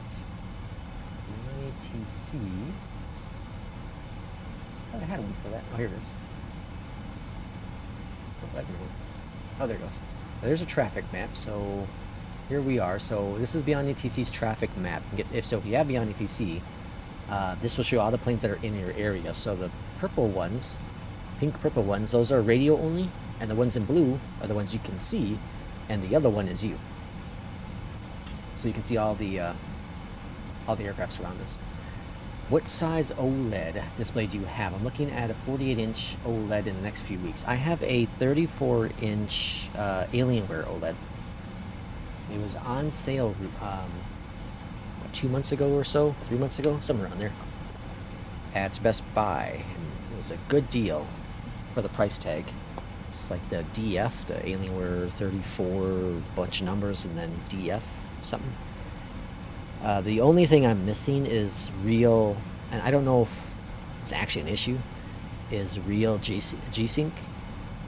So I have, my other monitor is, my old primary used to be, it's a 34-inch ultra-wide, but it's not OLED, but it is G-Sync. And I also got that in sale. But I got that one directly from Dell. That was like a steal too. That was like $500 or something like that for the monitor. Crazy deal. But I'm happy with it. I'm very happy. Kip also has, he has an Alienware OLED, but he has he doesn't have the 34-inch, I believe. I think he has a slightly smaller one. I don't remember which one he has, because we have different models. I thought the one I was buying was the same model he has, so I'd asked him some questions about it. And my first question is OLED worth it? And he's like, of course OLED's worth it. I was like, okay. I'm very grateful my father-in-law, like way back 2 years ago or whatever it be, gave us a, what is it, 65-inch TV, 4K. It's not OLED, because he upgraded to an OLED. So, you know, when he decides to upgrade to the next OLED, I'll get his OLED. Maybe. So I have that big-ass TV. Thing's gigantic. Can you show your traffic sliders of Beyond ATC? Certainly. Let's get rid of this for a sec. Let's bring up Beyond ATC. There's Beyond ATC, and then traffic sliders. And so right now I have 4 for parked density, 3 for the rest. So 3 for departures, 3 for arrivals, and 3 for en route. Seems to be like the happy medium. I might increase arrivals. And maybe, well, yeah, I might increase arrivals at some point. I'm not going to today, but I might increase it at some point. And then I recently, I guess not recently, but what, 2-3 weeks ago, I topped off, did a $30 pack and got just a whole bunch of credits. This seems to be the best, this seems to be the best in my opinion, for the perfect balance where you have traffic on the ground, traffic in the sky, but it's not eating away at your premium voices. Yep, 4333. So it works, again, that just works well for me. It also helps with performance, so that I don't have massive performance drops. Obviously, you're still going to. Traffic has that. I'm building an A320 home cockpit. All right, triple OLED, 48-inch. I would like bigger, but I'm worried about power cost. Yeah, for sure. For sure. When I bought, so I used to have a 3070, an NVIDIA 3070, and I jumped over to the 4080, and that alone, you know, was more power. More power, you know, per watch, whatever. And then I recently upgraded again, but it's not as big of a performance, or sorry, power consumption. But now this 1000-watt power supply will probably be. FPS for sure and premium, yeah. Like that was my big thing, is I like traffic, Everyone loves traffic, but I also want FPS. I really also want FPS. I want to be able to experience good FPS. Like, what am I sitting at right now here in the sky? Memphis Center, Envoy 3514. 97, so I'm hitting my cap. Now this is frame gen, what's it called? Multi-frame gen 3 I'm on now. I need to test 2 and see what it's like, but I'm also using 9 gigs of memory. There's rumors that NVIDIA might be coming out with a 4080 24 gigabyte 5080, which will kind of tick me off, but that's fine. VRAM is important, but it's not every single thing. I got a 5080. 5080. I got a open boxed 5080 for $1,400. That's what it ended up coming out. What the price tag was it for? What it was for? But I also I sold my other one off. So essentially what the cost ended up coming down to was the extended warranty. So I paid $200 for the extended warranty. So worked out really well. Worked out really, really well. Crazy story though. So I went into I pulled out the 4080 and loaded up in the box and all that jazz and drove on over to Micro Center and got there, and I was going to, yes, I did turn off our rebar, but I did it for just flight sim, not for everything. And so I got to Micro Center because I was in trade in the 4080 to them, and they were going to give me $630 for the trade in. So I get there, and at that point I hadn't decided what was going to happen in terms of what card I was going to buy and if I was going to, and there's all kinds of questions, right? Well, so I get there and talking to this guy, and there happened to be an open box 5080, and I was like, okay, well, that, as long as it's been inspected and all that jazz and everything performs fine, then that will be my card. I'm happy with that card. It's the same card I have now, or I had before, the same version. That's the MSI Trio. It's just the 5080 version, and I was very happy with the 4080 gaming Trio. So then he's like, okay, let me go check on your trade-in. So he goes and comes back a little later, and he says, your card's it's not booting. I was like, what are you talking about? I had literally 45 minutes ago took it out of my PC, and all I did was put it in the box and drove on here. And he's like, no, if you want to go check with me, it's not booting. So I go, and we're looking at it, and all I'm thinking in my head is, oh my god, did I fry the card somehow on the way to Micro Center? You know, did I static discharger or something? And then I'm thinking about my PC at home. Like, did I fry the board? Did something happen where I fried the system? Did I forget to turn off the power supply or unplug it or something? What did I do wrong? So, you know, so he's showing me on screen. He lets me try it, and it's not booting. It certainly is not booting. And I'm like, son of a gun. Like, I don't know what I'm going to do now. I need a graphics card, so either way I have to buy a card.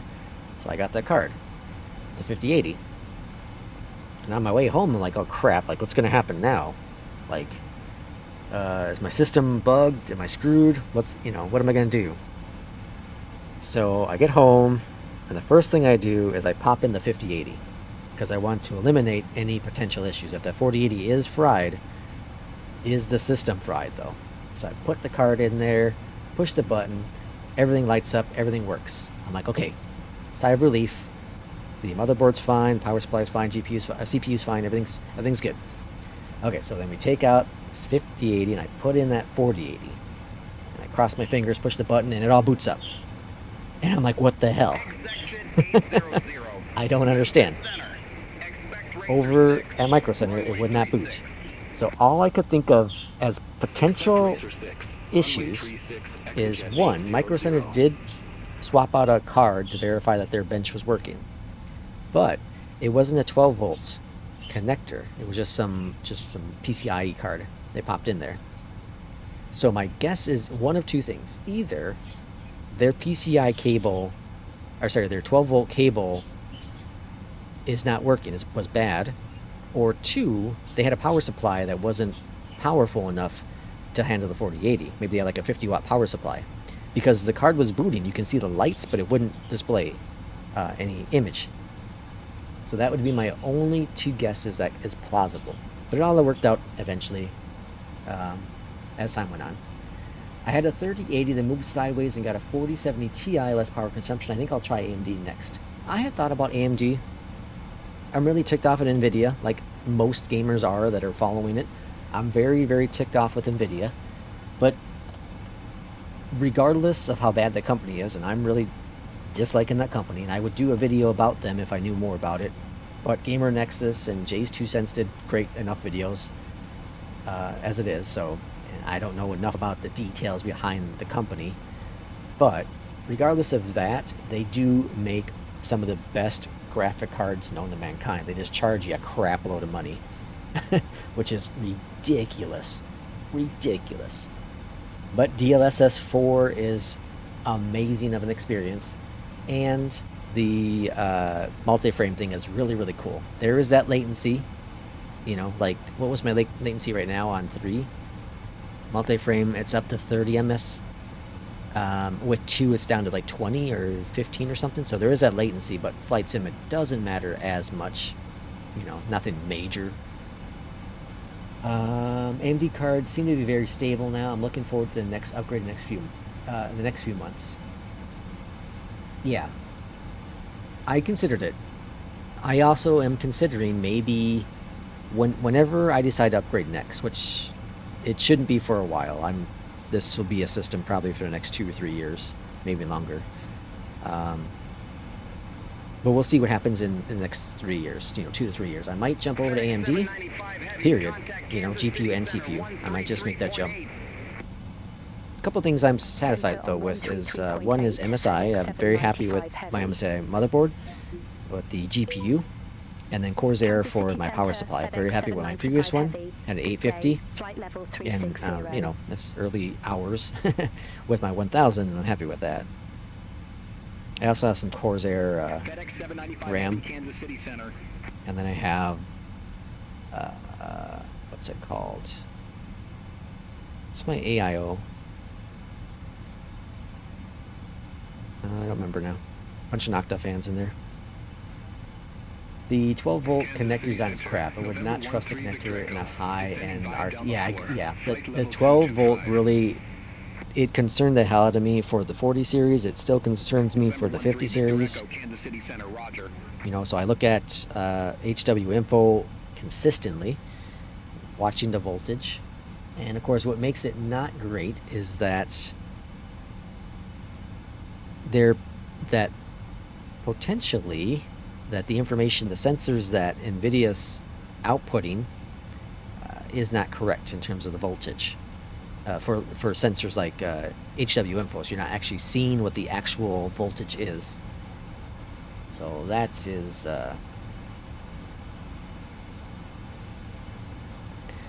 alarming. So I'm going to keep an eye on that for sure.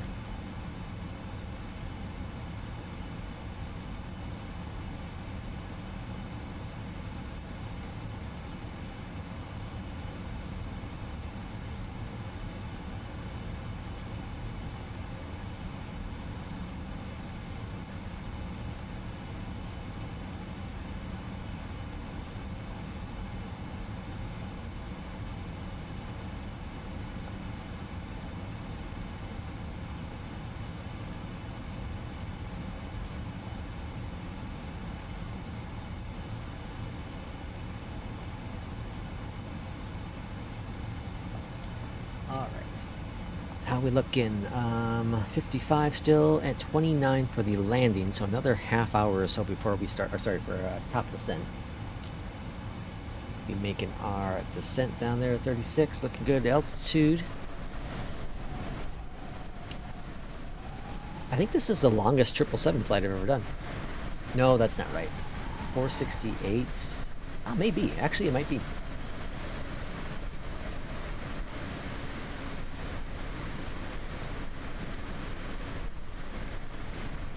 Yeah, I think it actually might be.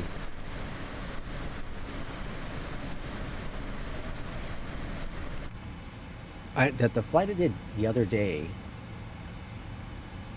it was a short flight in the 777. It wasn't a Japan one. I did one in Europe.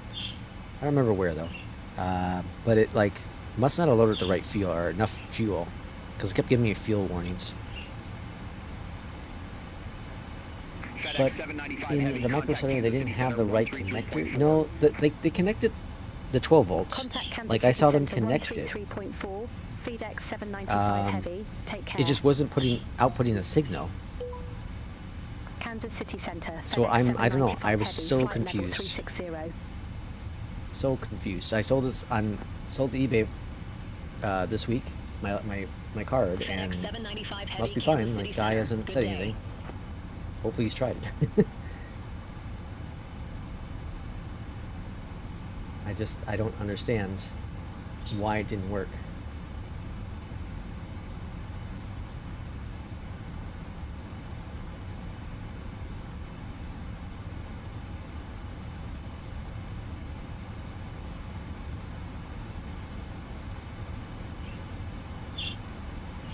Okay, so runway 14 right's what we're expecting. Let's go ahead and put in some information for that. The cool thing about this plane is like it's all pretty much automatic. So let's go here to the charts, and we're gonna go to what are we doing? We're gonna go to change that search arrival and via Marwi airport information, and then star approach runway 14 right. Okay, then go to pinned. Alright, so here's our approach, and where are we coming from? LMN? Yep, we're gonna be coming in from here in for the arrival. And then the approach is going to be 6,000 maximum. No, hold on. Maximum 6,000. So 29. What was our star? Doesn't have an altitude restriction, so 3,000. No, that's to this degree. Sorry. 41. So I guess we can put in. We'll probably be safe at 20. We'll probably be safe at 3,000, but I'm gonna put in 18 for now. And then on landing,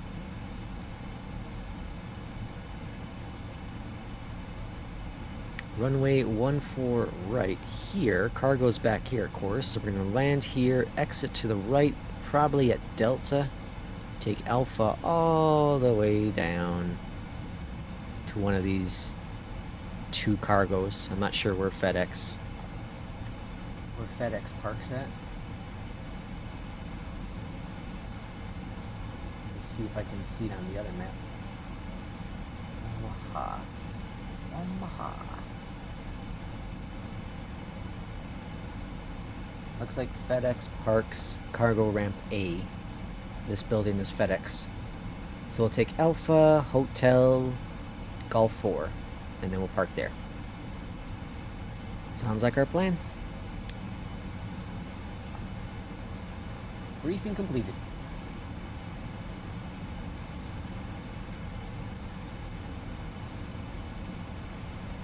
Let's see, what are we looking at? There's a Panda free riding. This is a cool livery. I really like this livery.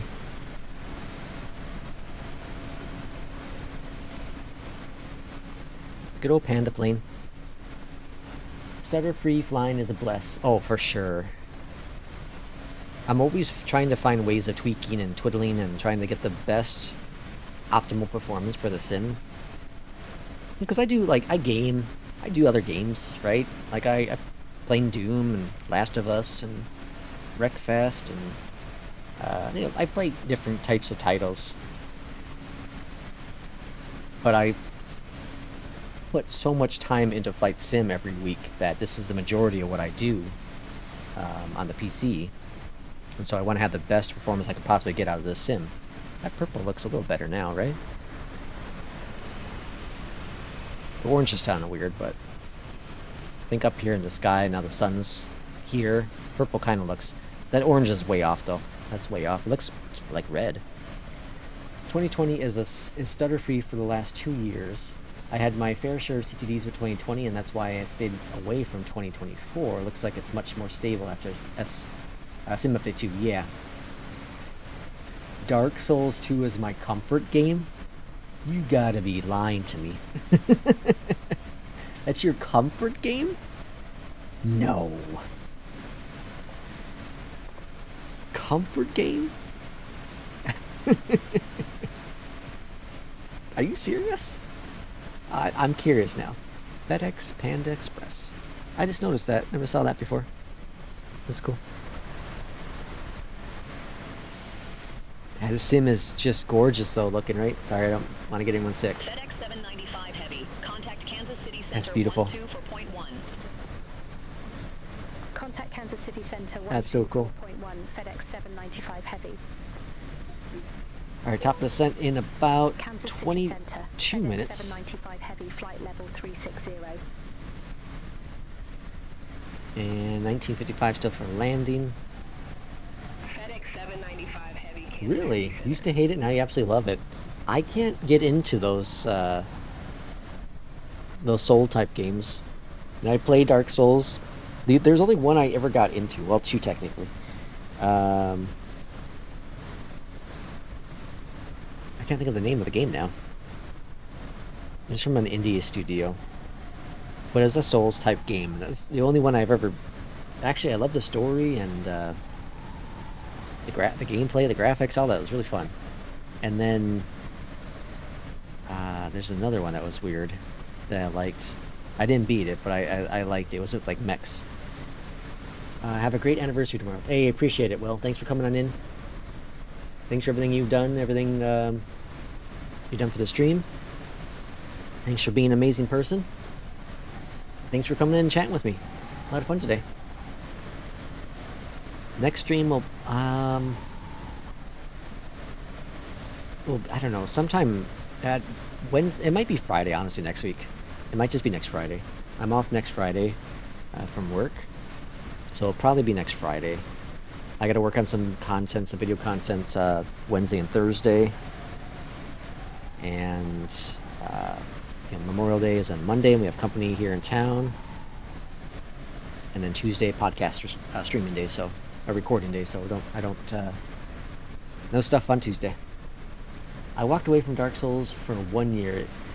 It used to make me angry, but once it clicks, it's awesome. Yeah, I think that's with a lot of games. I think that's a lot of titles.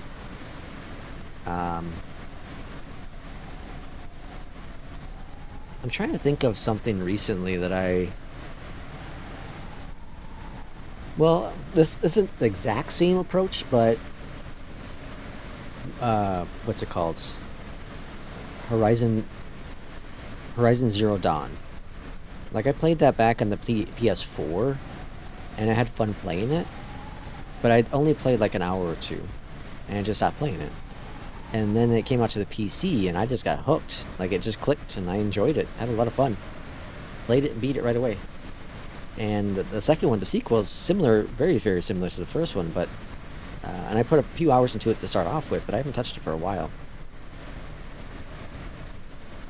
I only watch RPG games, not playing those. Good weekend, everyone. Catch y'all later. Have a good night, Will. Thanks again for coming in. Thanks for the subscriptions. Thanks for being amazing.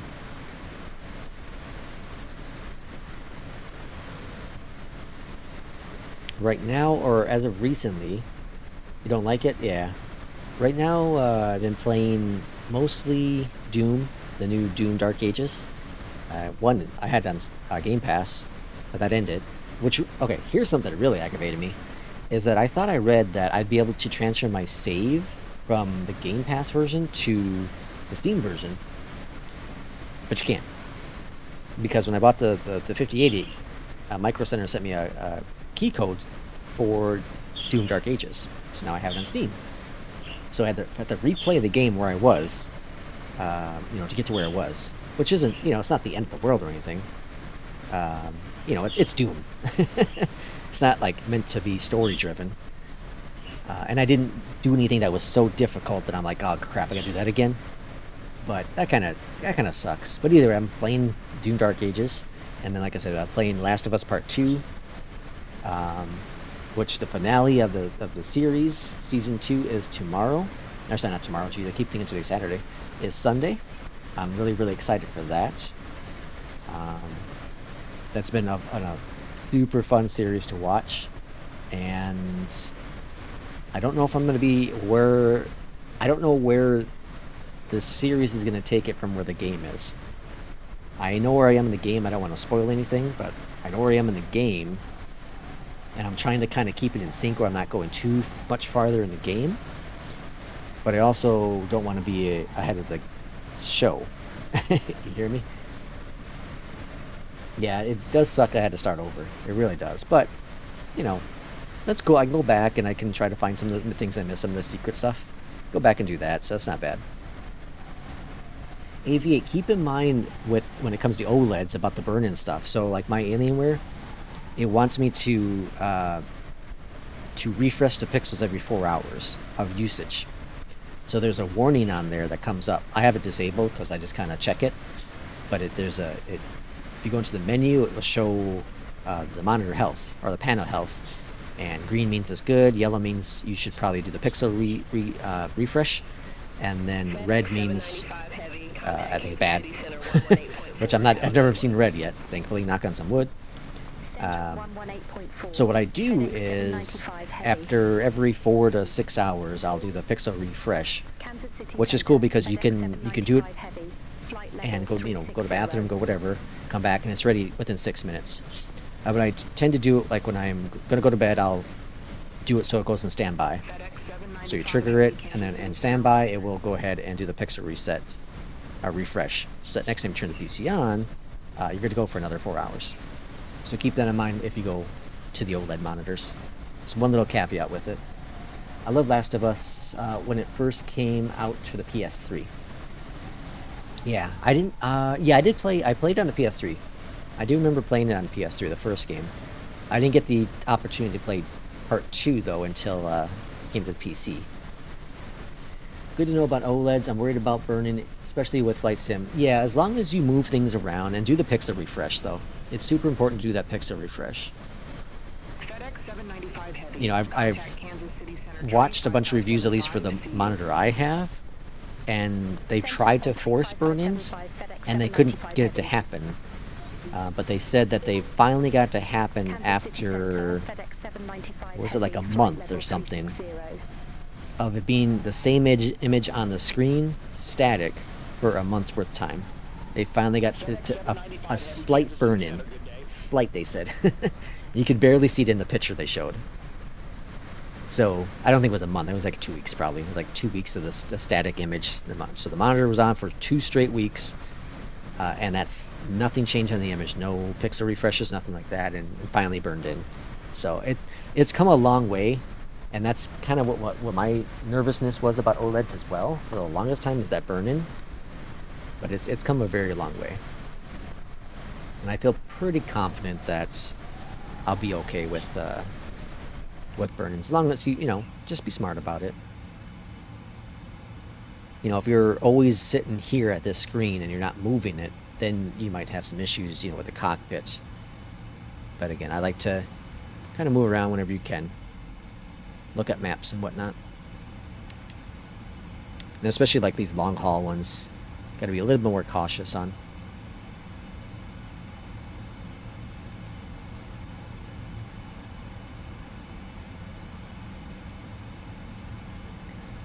Let's see, top of the sense at 30, so 15 more minutes. So that's looking pretty good still.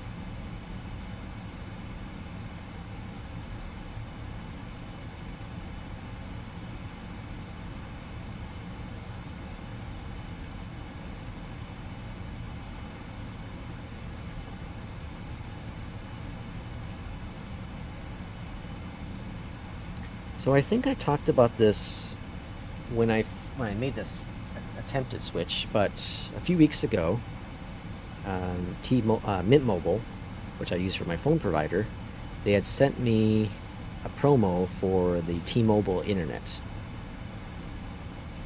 and it was like $40 a month for the plan I was going to do, and I was like, that's a heck of a lot cheaper than what I pay now, and I know the speeds are going to be less, but they're advertising up to like 400 megabits, and I was like, okay, you know, I think we could make that work. I think we could make it work. So I went ahead and I tried it out. And now with Mint Mobile, I'm on a 5 gigabytes a month plan. So I get 5 for the month, and after 5 they super throttle you. Apparently, you still get data, but it's like dial-up speed. Which I've never ever used more than 3 on my plan in a month, because I'm always on Wi-Fi here at work, or sorry, at work, or here at home, or, you know, go somewhere shopping, whatever, restaurant, I just hop on the Wi-Fi. And anyways, so I'm doing these speed tests. I was also watching 757 Spy that day on Twitch and running some speed tests, and one thing I noticed is when I ran the speed test, all of a sudden the Twitch stream like disconnected. It's just not enough bandwidth. Well, the speed test came back and it was like 100 megabits, and I was like, holy crap, like this is way too slow. There's no way I can handle this. So I was moving around, seeing if it would improve, and it wouldn't. Doing speed test on my phone with, you know, connected to the Wi-Fi, and, you know, same speeds, nothing's changing.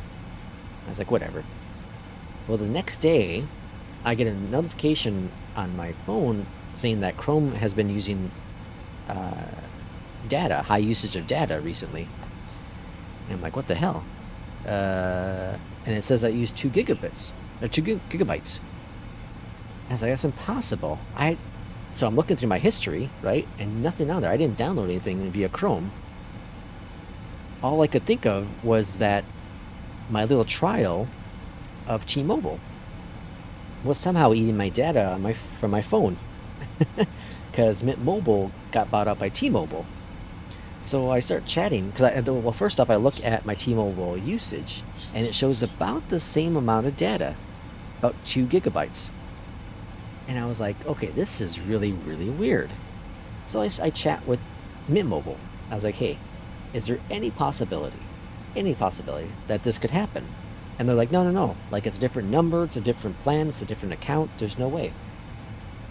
And I'm like, it makes sense, there's no way. It makes absolutely 100% sense, because it is 2 different phone numbers, 2 different accounts. It makes perfect sense. But it's just so weird of a coincidence that happened.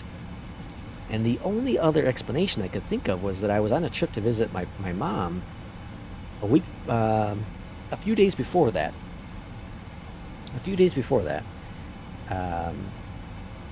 And the first couple hours there, I was not on Wi-Fi, and eventually I did. Actually, no, it's the first night. The first night I wasn't on Wi-Fi, but I also didn't do a lot on my phone that could use 2 gigabytes worth of data. So unless there just was a delay with my data showing up on Mint, it's just a weird coincidence. You have an unlimited gigabit fiber optic locked at 150. That's pretty awesome. Yeah, 150 should be fine, just fine. I really want, I really want Google Fiber. And it's available in Chicago, in the city of Chicago. Now I'm 40 miles west of Chicago, and it'd be really cool if they bring that to one of the suburbs where I am. I would get in a heartbeat. I would do it in a heartbeat. I'm with Xfinity now, which I hate. Like, I love that their speeds are consistent and the service is consistent, but it's just really expensive, and there's like virtually no competition. I can jump to T-Mobile, or I can jump to AT&T DLS, and both are just not ideal for the type of streaming that we do in the household. We've got 3 adults here, and, you know, we're always on some sort of gaming or some sort of streaming something.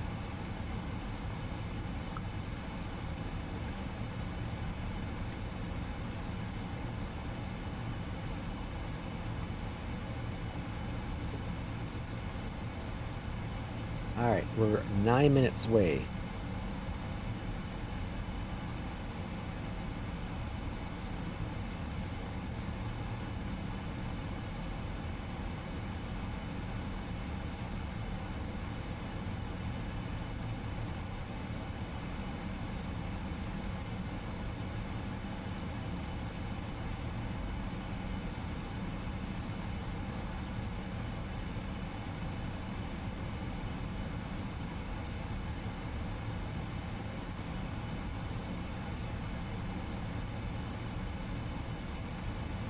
My next plan is 500, but I don't think I need that speed. Yeah, 150 should be fine. You know, as long as it's a stable 150. Contact Kansas City Center 125.25. That's the thing is, Contact Kansas you know, it's like City flight Center sim. You know, if you get a 125.25. stable 60 FedEx FPS, it's fine. But 795 if, heavy, have a good one. you know, you have a inconsistent Kansas 60 City where it drops Center, down to FedEx 40 and 795 50. heavy. Good day, flight level You know, then you get those 360. stutters, and it's just weird. All right, a couple more minutes, and we'll be at top FedEx descent, 795 Heavy, Kansas City Center, copy. and then we'll be on the ground.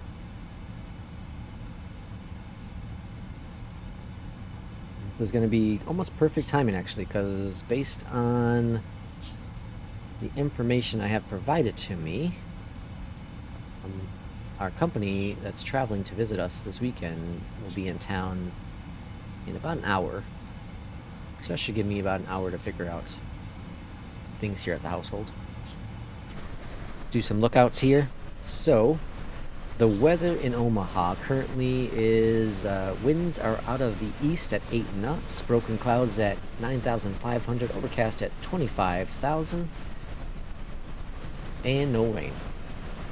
So, be a little cloudy coming on in, but nothing too terrible. Nothing too terrible.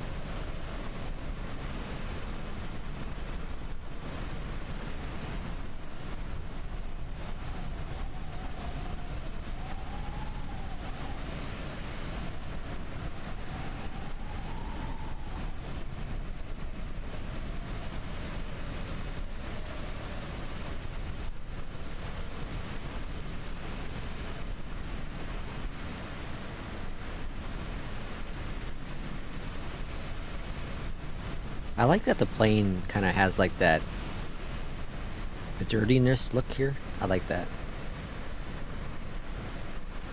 It's kind of cool.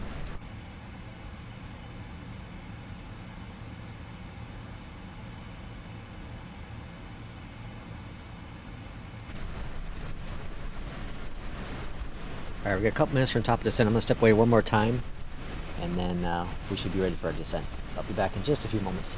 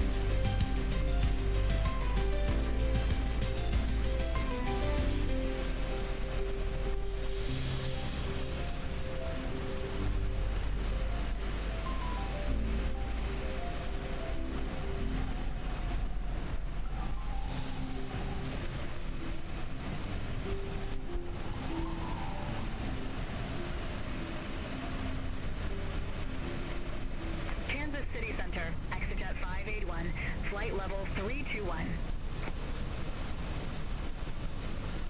Executive 581, Kansas City Center. Good day. Radar contact. Climb and maintain flight level 330.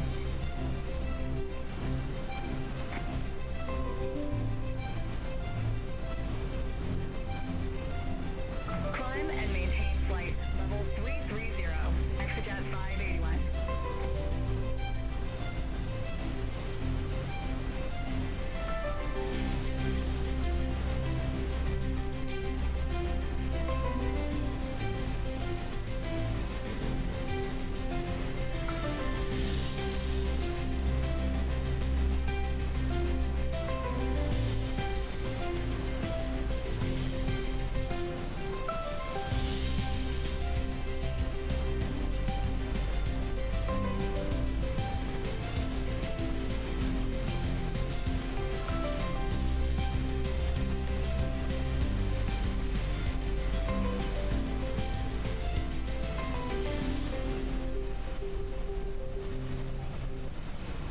Well, Bin Jim, welcome on in. Sorry, stepped away for a couple seconds, or a minute.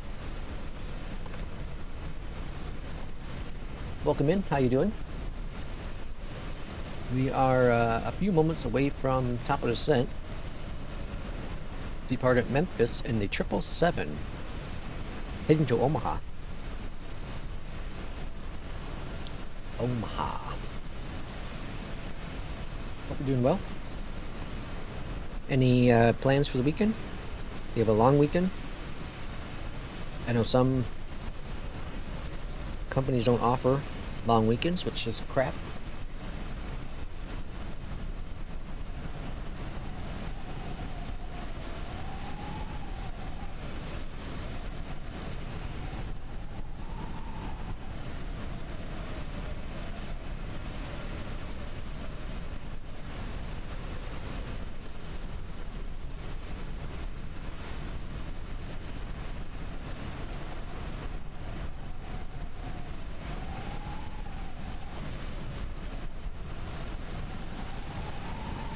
I am going to the planetarium in Chicago tomorrow.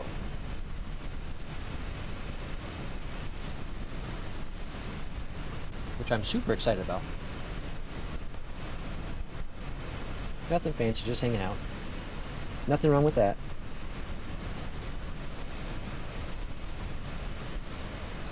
That's pretty much what I do on my days off. In all honesty, just hang out.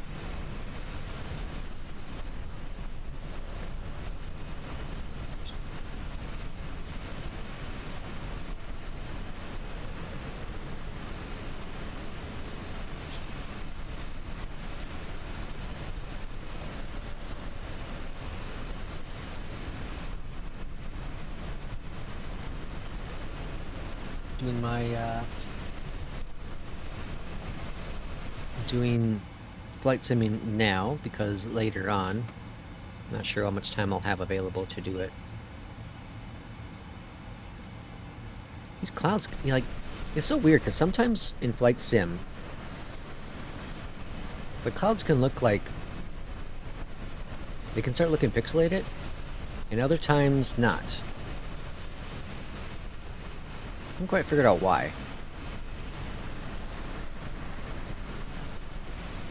I also thought there was a way in flight sim. Well, okay, so correct me if I'm wrong, but in 2020, couldn't you set up like the drone cam's defaults speeds? Because I don't see that. I can't seem to find the same setting in 2024, unless I'm just crazy and that never was an option. Our top of descent is right there, which is 22 nautical miles out.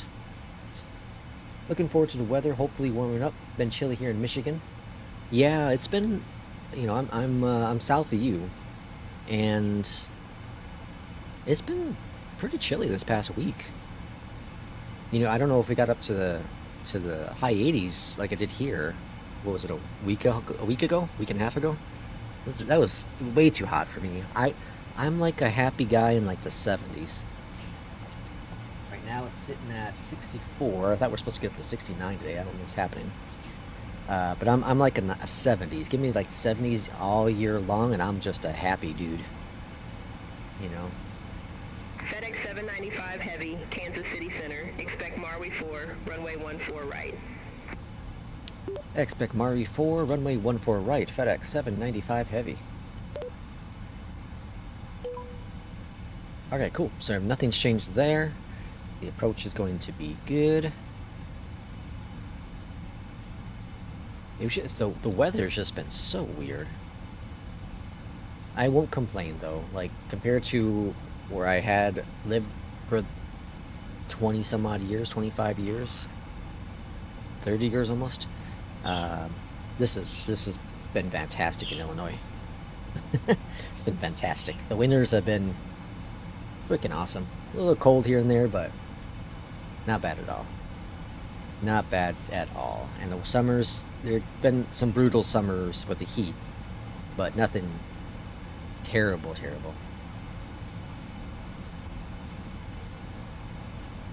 Not done the drone stuff? I thought there used to be a setting. I can't freaking wait for Flo to come in. I'm telling you. Like, I know here you can change it, but, or showcase, but like, there used to be in the settings, there used to be an option to change it. Better than snow for sure. Oh yeah. Good to talk to you, V8. Going to get dinner now. See you in the next stream. Thanks for coming on in, AV8. Thanks for the conversation. Thanks for the chat. We'll see you for the next stream. Probably next Friday. I normally stream I normally stream early. This day started like 3 hours later than normal, so it'll be Minneapolis Center, FedEx well, 795 my time would be Heavy, about flight level 9 a.m. Central 360. Time here in the US. Have a great night. Thanks again for coming on in. FedEx 795 Heavy, Minneapolis Center, roger. Alright, making our turn. And we, did they give us clearance to descend, or just said expect? It said expect.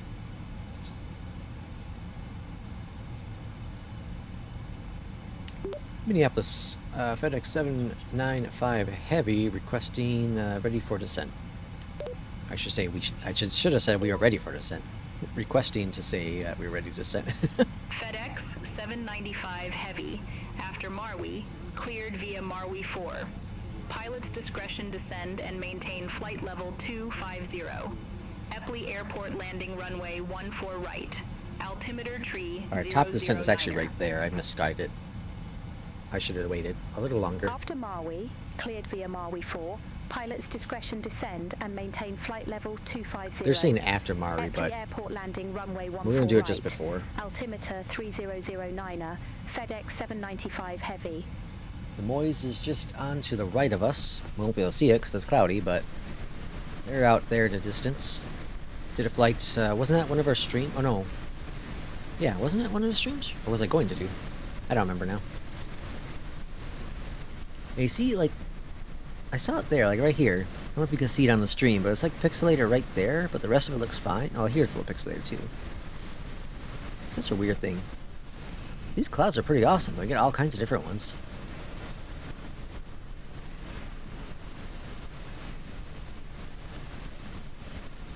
Man, to be up here in the sky in the cockpit and look out the window and see this, if that was your office, it's a nice office.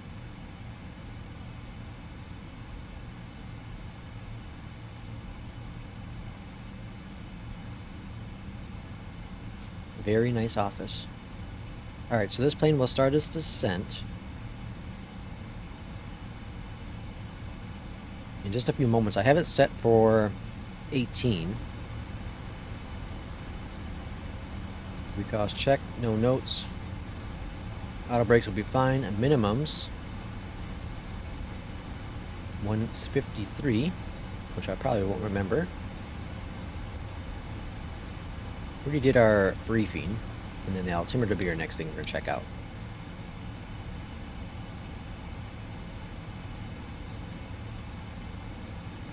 Alright, we're on our way down.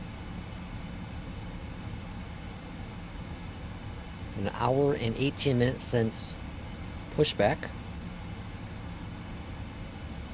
And they said an hour and a half of airtime. And like an hour and 55 or something like that for the arrival.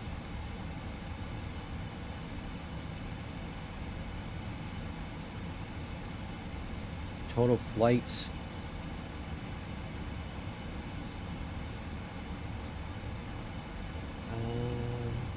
Hour and a half. No, yeah. Have you ever even tried VR? Yeah. I've done VR a couple times. Actually, I should try with this new card. So I own the Quest 3. Sorry, Quest 2. That's the only... Well, I've also tried the Rift S. My cousin had bought the PlayStation VR, so we tried that because it has... does it have OLED?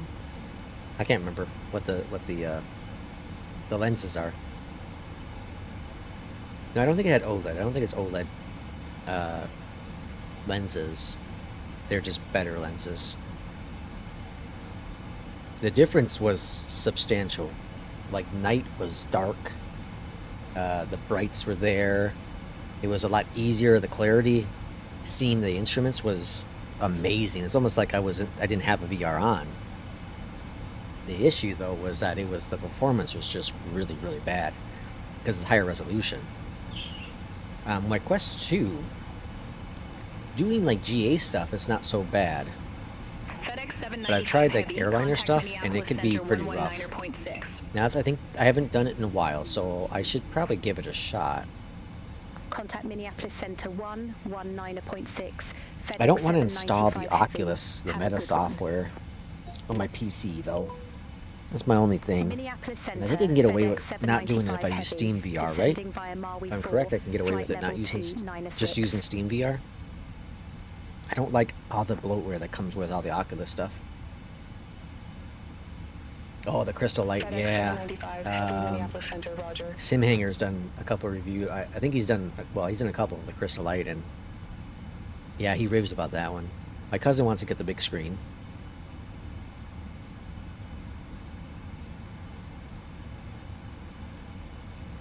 I've thought about getting the Quest 3.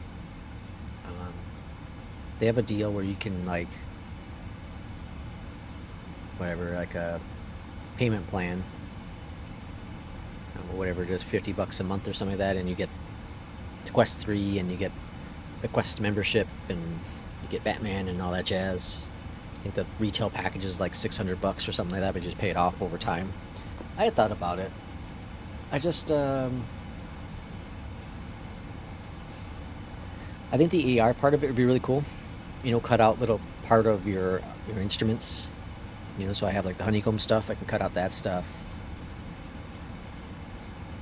I had thought about it, but I had also recently, like a couple months ago, bought this OLED monitor. Yeah, I've heard it's supposed to be the best.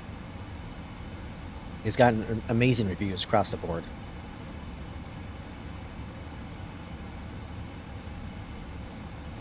I was talking to a coworker actually recently about like VR, and one thing that stood out to me in my time of using VR was that your perspective in the aircraft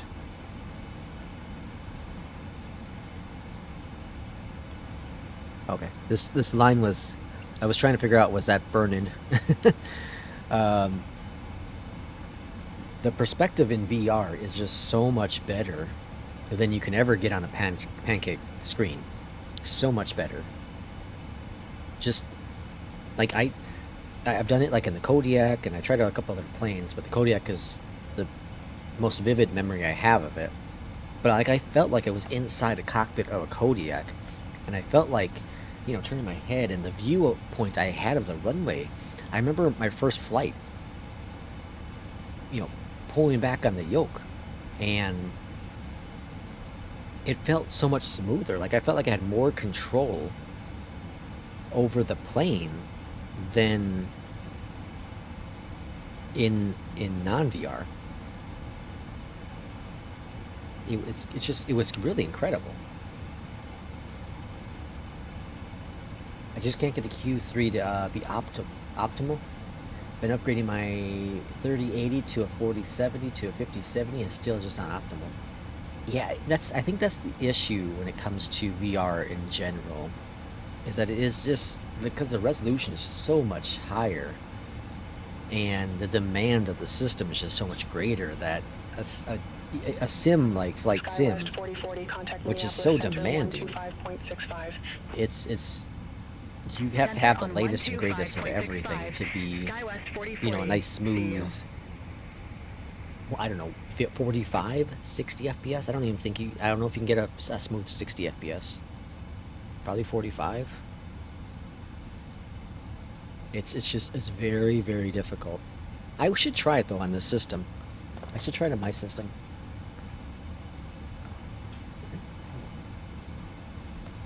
It's been a while since I've...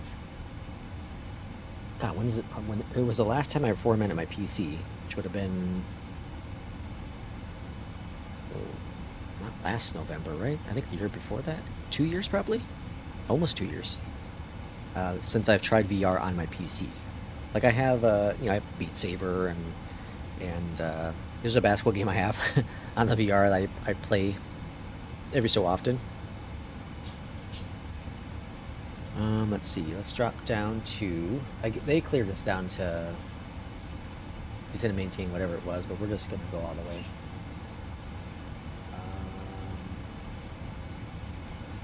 Let's see.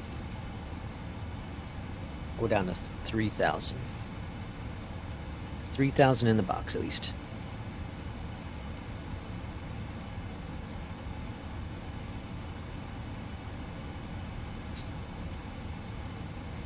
Yeah, the expectation's too high. I think that's probably a lot of people's things with when it comes to VR.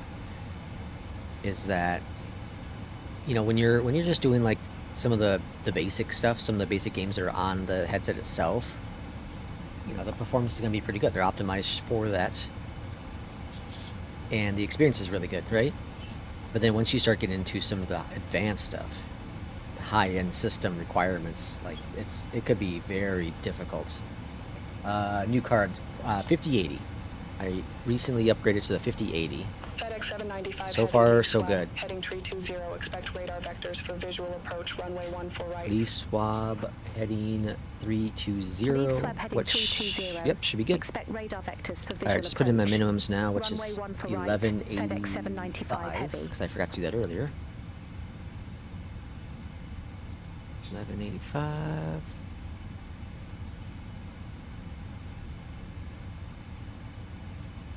Oops, holy cow. Now I gotta go back down. I can't figure out, like, when it decides to... There we go. Do its major speed jump. Minneapolis Center, southwest 3045. Alright, altimeter set and checked, so that's good for the approach. And then landing will be next. Okay. FedEx 795 heavy, turn right, heading 320, vectors for the approach. 320, it's going to turn Turn momentarily. right, heading 320, FedEx 795 heavy. For the Southwest Pimax. 45, Minneapolis Center. Good day. Climb and maintain flight level 240. Climb and maintain flight level 240. Oh, Rafi, you have the Pimax? $12 a month, really? Interesting.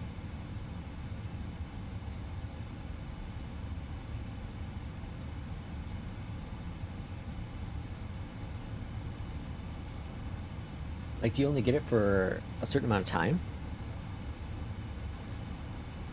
I'm curious now. Very much curious. Alright, 320 for the heading, looking good. Watching FedEx 795 everything heavy, else. contact Going Omaha, over the approach. 5.875. Contact Omaha approach, FedEx 795 heavy. Airport is probably Omaha right approach, there. FedEx 795 No. heavy. 12,200. We have golf. Unless that's it right there. No, that's not it. FedEx Yeah, right there. 795 heavy, Omaha approach. Good day. Altimeter 3009er, expect the visual approach runway 14 right. 3009er, perfect, good. 14 right, visual, good. Altimeter 3009er, expect the Would you visual buy it approach, again? runway Yes. 14 right, FedEx 795 heavy. $12 a month.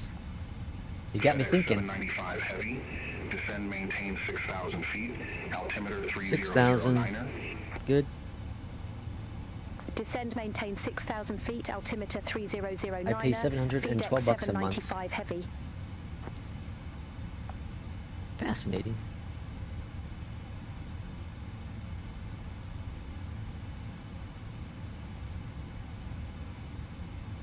Alright, speed's coming down. Let's go and bring out some air brakes.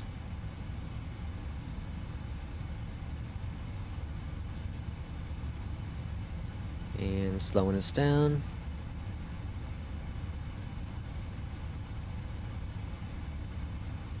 I'm gonna look into it, Rafi. I'm curious. I'm very curious. I've heard amazing things about it. Maybe it's the headset that can finally get me over to VR. First, I'm gonna try the Quest 2 again in VR. It's been a long while. I don't think I've actually ever tried it in other than the one time with the PlayStation one in 2024. The last time I tried the Quest 2 was in 2020. Flight's in 2020, not the year 2020. Alright, landing lights are coming up. Good. And we're clear down to 6,000. We're not descending anymore. We're going to start to now.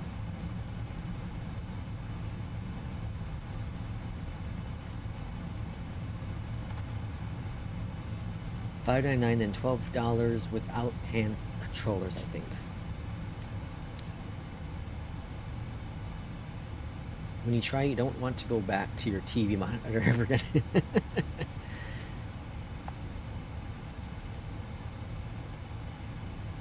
Alright, we're supposed to go heading 320. So I'm going to put in 320 in a box here. We'll go to heading mode. So we maintain that.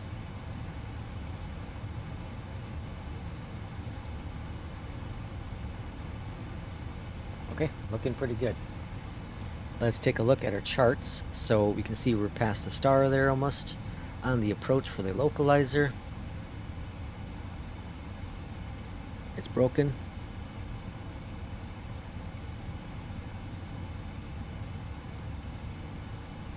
Alright, that's officially broken, so can't pull that up. But I have my other handy dandy guy here. So at here we want to be at 3,000, so I'm not sure if they're going to bring us all the way out here to, what's this say? Oh, OTC?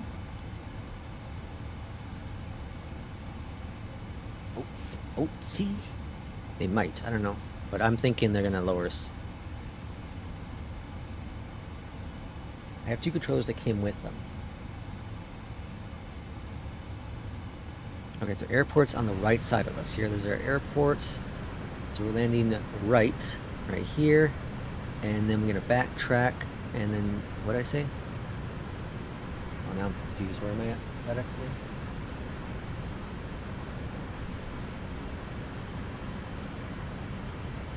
So we're landing here. Going, backtracking. Here. And then here. And I'm real confused.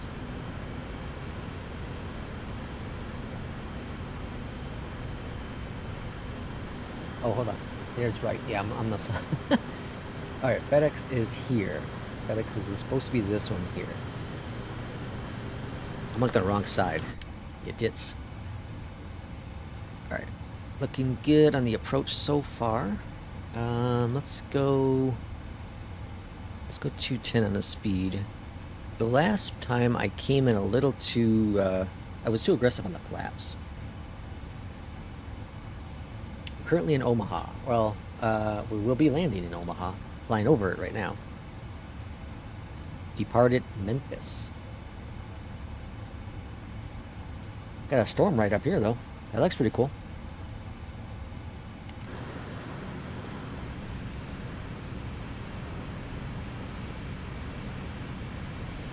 I see that screenshot worthy. Omaha approach. All right, we'll get a traffic map here with that. Good day. 16,500 feet. We have Gulf on board. We got a few planes that departed Omaha. Southwest 1478 Omaha approach, good day.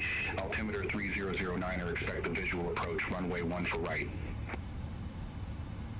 Altimeter 3009er, expect the visual approach, runway 14 right, Southwest 1478. Oh, we passed 6,000. That's right. Southwest 1478, descend and maintain. Actually, let's go to 6,300, hold altimeter for the outs. 3009er. We'll let it hold us Descend and just under maintain 6,000. 8,300, altimeter 3009er, Southwest 1478. We'll see what Beyond ATC does. FedEx 795 heavy, turn right, heading 330. 330. Turn right, heading 330, FedEx 795 Heavy.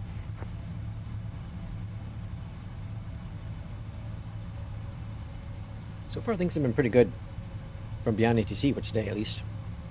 No major issues. Although the taxiing, that was my fault maybe too. November whiskey is what I should have said.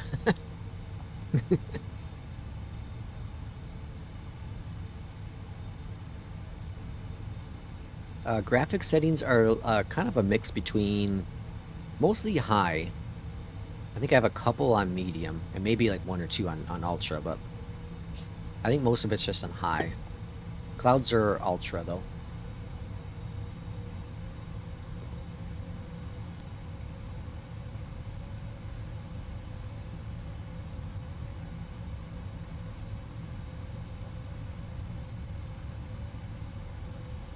Okay, so I think what it's doing is it's trying to get me an intercept point.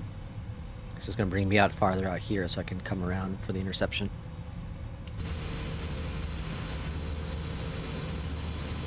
You know what's crazy about rain? In the sim, at least for me,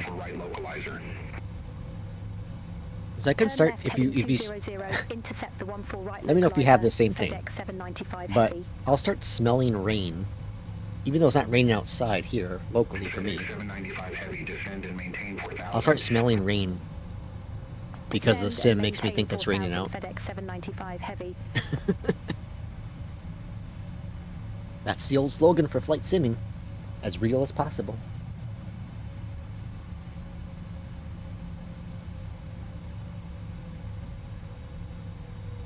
Oh, we got some spam in the chat. Let's get rid of that.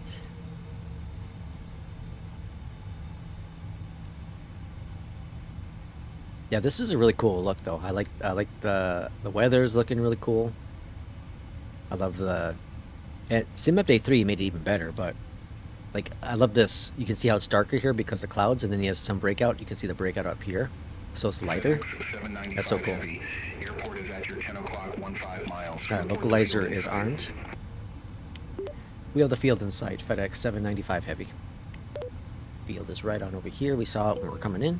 Localizer is captured, and glide slope is captured as well. We are 13.8 nautical miles out. Approach 14 right, FedEx 795 Spoilers are armed.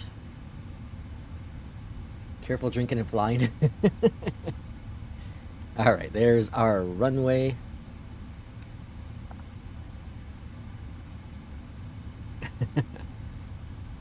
Just drinking water today, that's all. Drinking water.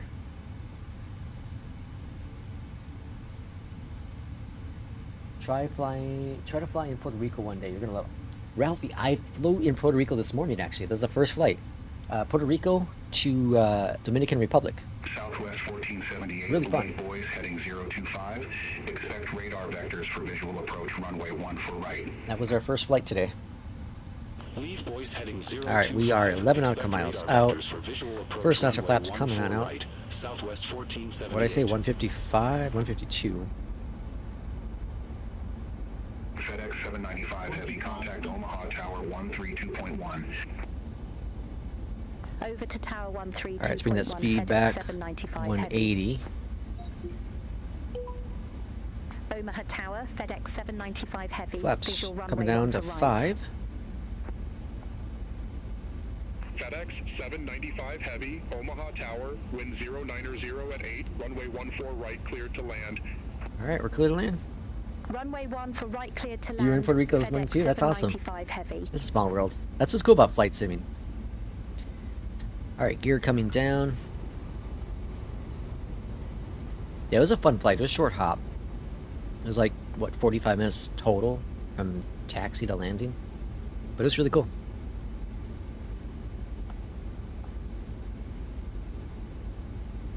All right, gear is coming down, looking good. How are we looking outside? Looking good.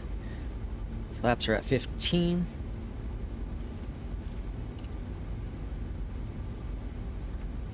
Flaps 20. All right, we had a 180 something on our last landing. Let's see if we can do the same thing on this one. Cat 3 landing. We're not Cat 3 landing it though. 152 in the box. All right, I feel like this is a much more stabilized approach. Flaps are coming out better. I brought them out way too early last time. Altimeter's checked and set.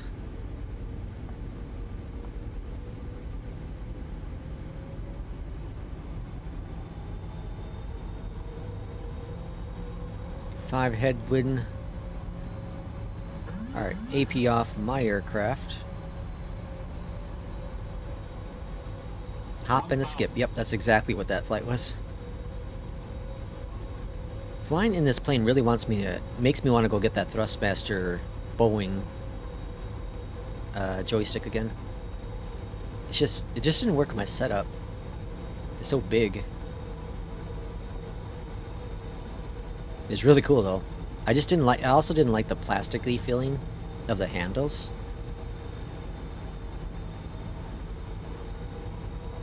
I like the rubbery plastic feeling of the honeycomb.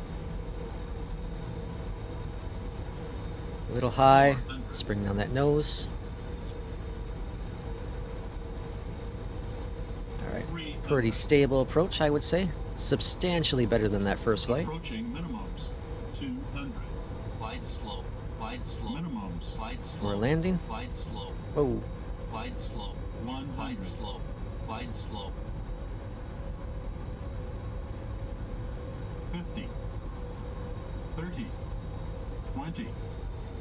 10. Idle throttle. Hold it. Let it settle down. Tires are touchdown. Pressure's coming out. Whoa, hold it. Maybe there's more than water in my bottle here. Alright,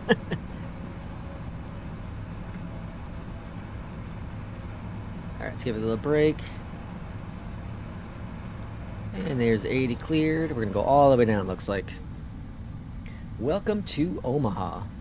Oh, we got the VK stick. Nice. I thought about it. When I was thinking about leaving my honeycomb yoke, I thought about going to a joystick, and I was looking at those VKs. FedEx 795 Heavy, exit next available taxiway. Greased it. We'll see. We'll look at a pilot's life. We'll see what it said. FedEx 795 I feel Heavy. confident in it. That doesn't mean I did good, though. Alright. Flight director is off. Landing lights are coming off next. And we're taking... What are we on? Alpha? Ground 121.9er. FedEx Cargo 795 Dock Heavy. 1 Bravo is what it's saying we're supposed to be going. Omaha ground, a very good afternoon from FedEx 795 Heavy. We're on Alpha looking to taxi to Cargo Dock 1 Bravo. Let's see if FedEx 795 see. Heavy, welcome to Epley. Say parking or advise if need assignment. I don't think it knows the cargo stuff. Cargo Dock 1B. Let's try this. FedEx 795 Heavy, say again cargo ramp number. Maybe I just say 1? 1? FedEx 795 Heavy cargo ramp 1 does not exist at this airport. Please select another. 1 Bravo. Let's try that. FedEx 795 Heavy, say again cargo ramp number. Okay, let's see if it does, if I click on the button. Request Cargo Dock 1 Bravo. FedEx Yeah, the Moza would be 795 cool. Heavy. FedEx 795 Heavy, say again cargo ramp number. Yeah, it doesn't like the cargo stuff. I'll have to report this as a bug. Doesn't like the cargo stuff. Yeah, Moza would be cool. I've been thinking, what the hell is a floating taxi sign? I was really thinking hard about the Moza stuff. I really was. Ultimately, after watching several different reviews of it, I came to the definitive answer that it's just not fully ready to go yet. Once it gets, once the software is ready to go fully, I'll look at it. I'm more interested right now in the American out there. In the, what's it called? Meridian? Not Meridian. Is it called Meridian? Yeah, Meridian, right? I think it's Meridian. Interested in their stuff. And I also want to see what Honeycomb has up their sleeve to see what they got going on at the expo next month. Is it Meridian? Yeah, Meridian. That sounds right. Meridian is Nikki, who used to work at Honeycomb. He has his own company now, so we'll see. I'm curious to see what they have going on. Tower, Southwest 1478, visual runway 14 right. I've just become very happy with yokes. I think that's my big thing. And I know the Moza has the yoke as well, but again, their software's not quite ready to go. Runway 14 right cleared to land. Not quite ready to go. 1478. Alright, so we're going to take this to hotel. So the next one. And then we're going to go left. And then we're going to go right. Right? Right. Wind wing. Yeah, I have the wind wing side stick. I have that. I have the Ursa Minor. And it's good. My only issue really with that joystick, my only issue is that the hat switch is low on the stick. I don't like that because I use the hat stick a lot. I use that little thumbstick a lot, and I like that. But I love how sensitive it was. I love the build quality of it. The price tag was incredible. It's a really good product. Highly recommend it. Highly recommend it. Especially over the Thrustmaster one for everything you get with it. Oh my gosh. And it does have like a little bit of like a force feedback gimmick to it. I wish you could use... I wish MobiFlight had a way to get it to work without that, without needing the wind wing software, because I don't use that since I use it with other planes. But nevertheless, it's a really good stick. Really good stick. All right, what the hell? This is DHL. Does it say FedEx? There's FedEx. Okay, I guess we're gonna just park at DHL. We're borrowing their dock today. I fly with Wingwing now and upgrade to Moza. Oh, you did upgrade to Moza. Nice. Are you liking it? The only thing that you have to wait... The only thing is that you have to wait a long time. Oh, yeah. Yeah, locally here, Micro Center has the stick, but they don't have the base. If I had the base, I probably would have gotten it, which means I also wouldn't have got this graphic card. Because I definitely couldn't afford all of it. Alright, parking brake is set. Over here to the ground stuff.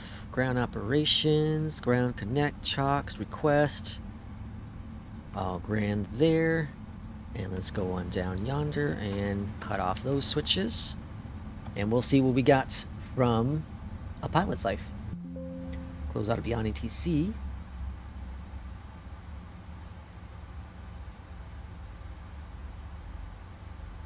And let's bring up a pilot's life. Alright, so it's loading, finishing that flight. My next flight is a long one, which I might not do. We'll see. Logbook.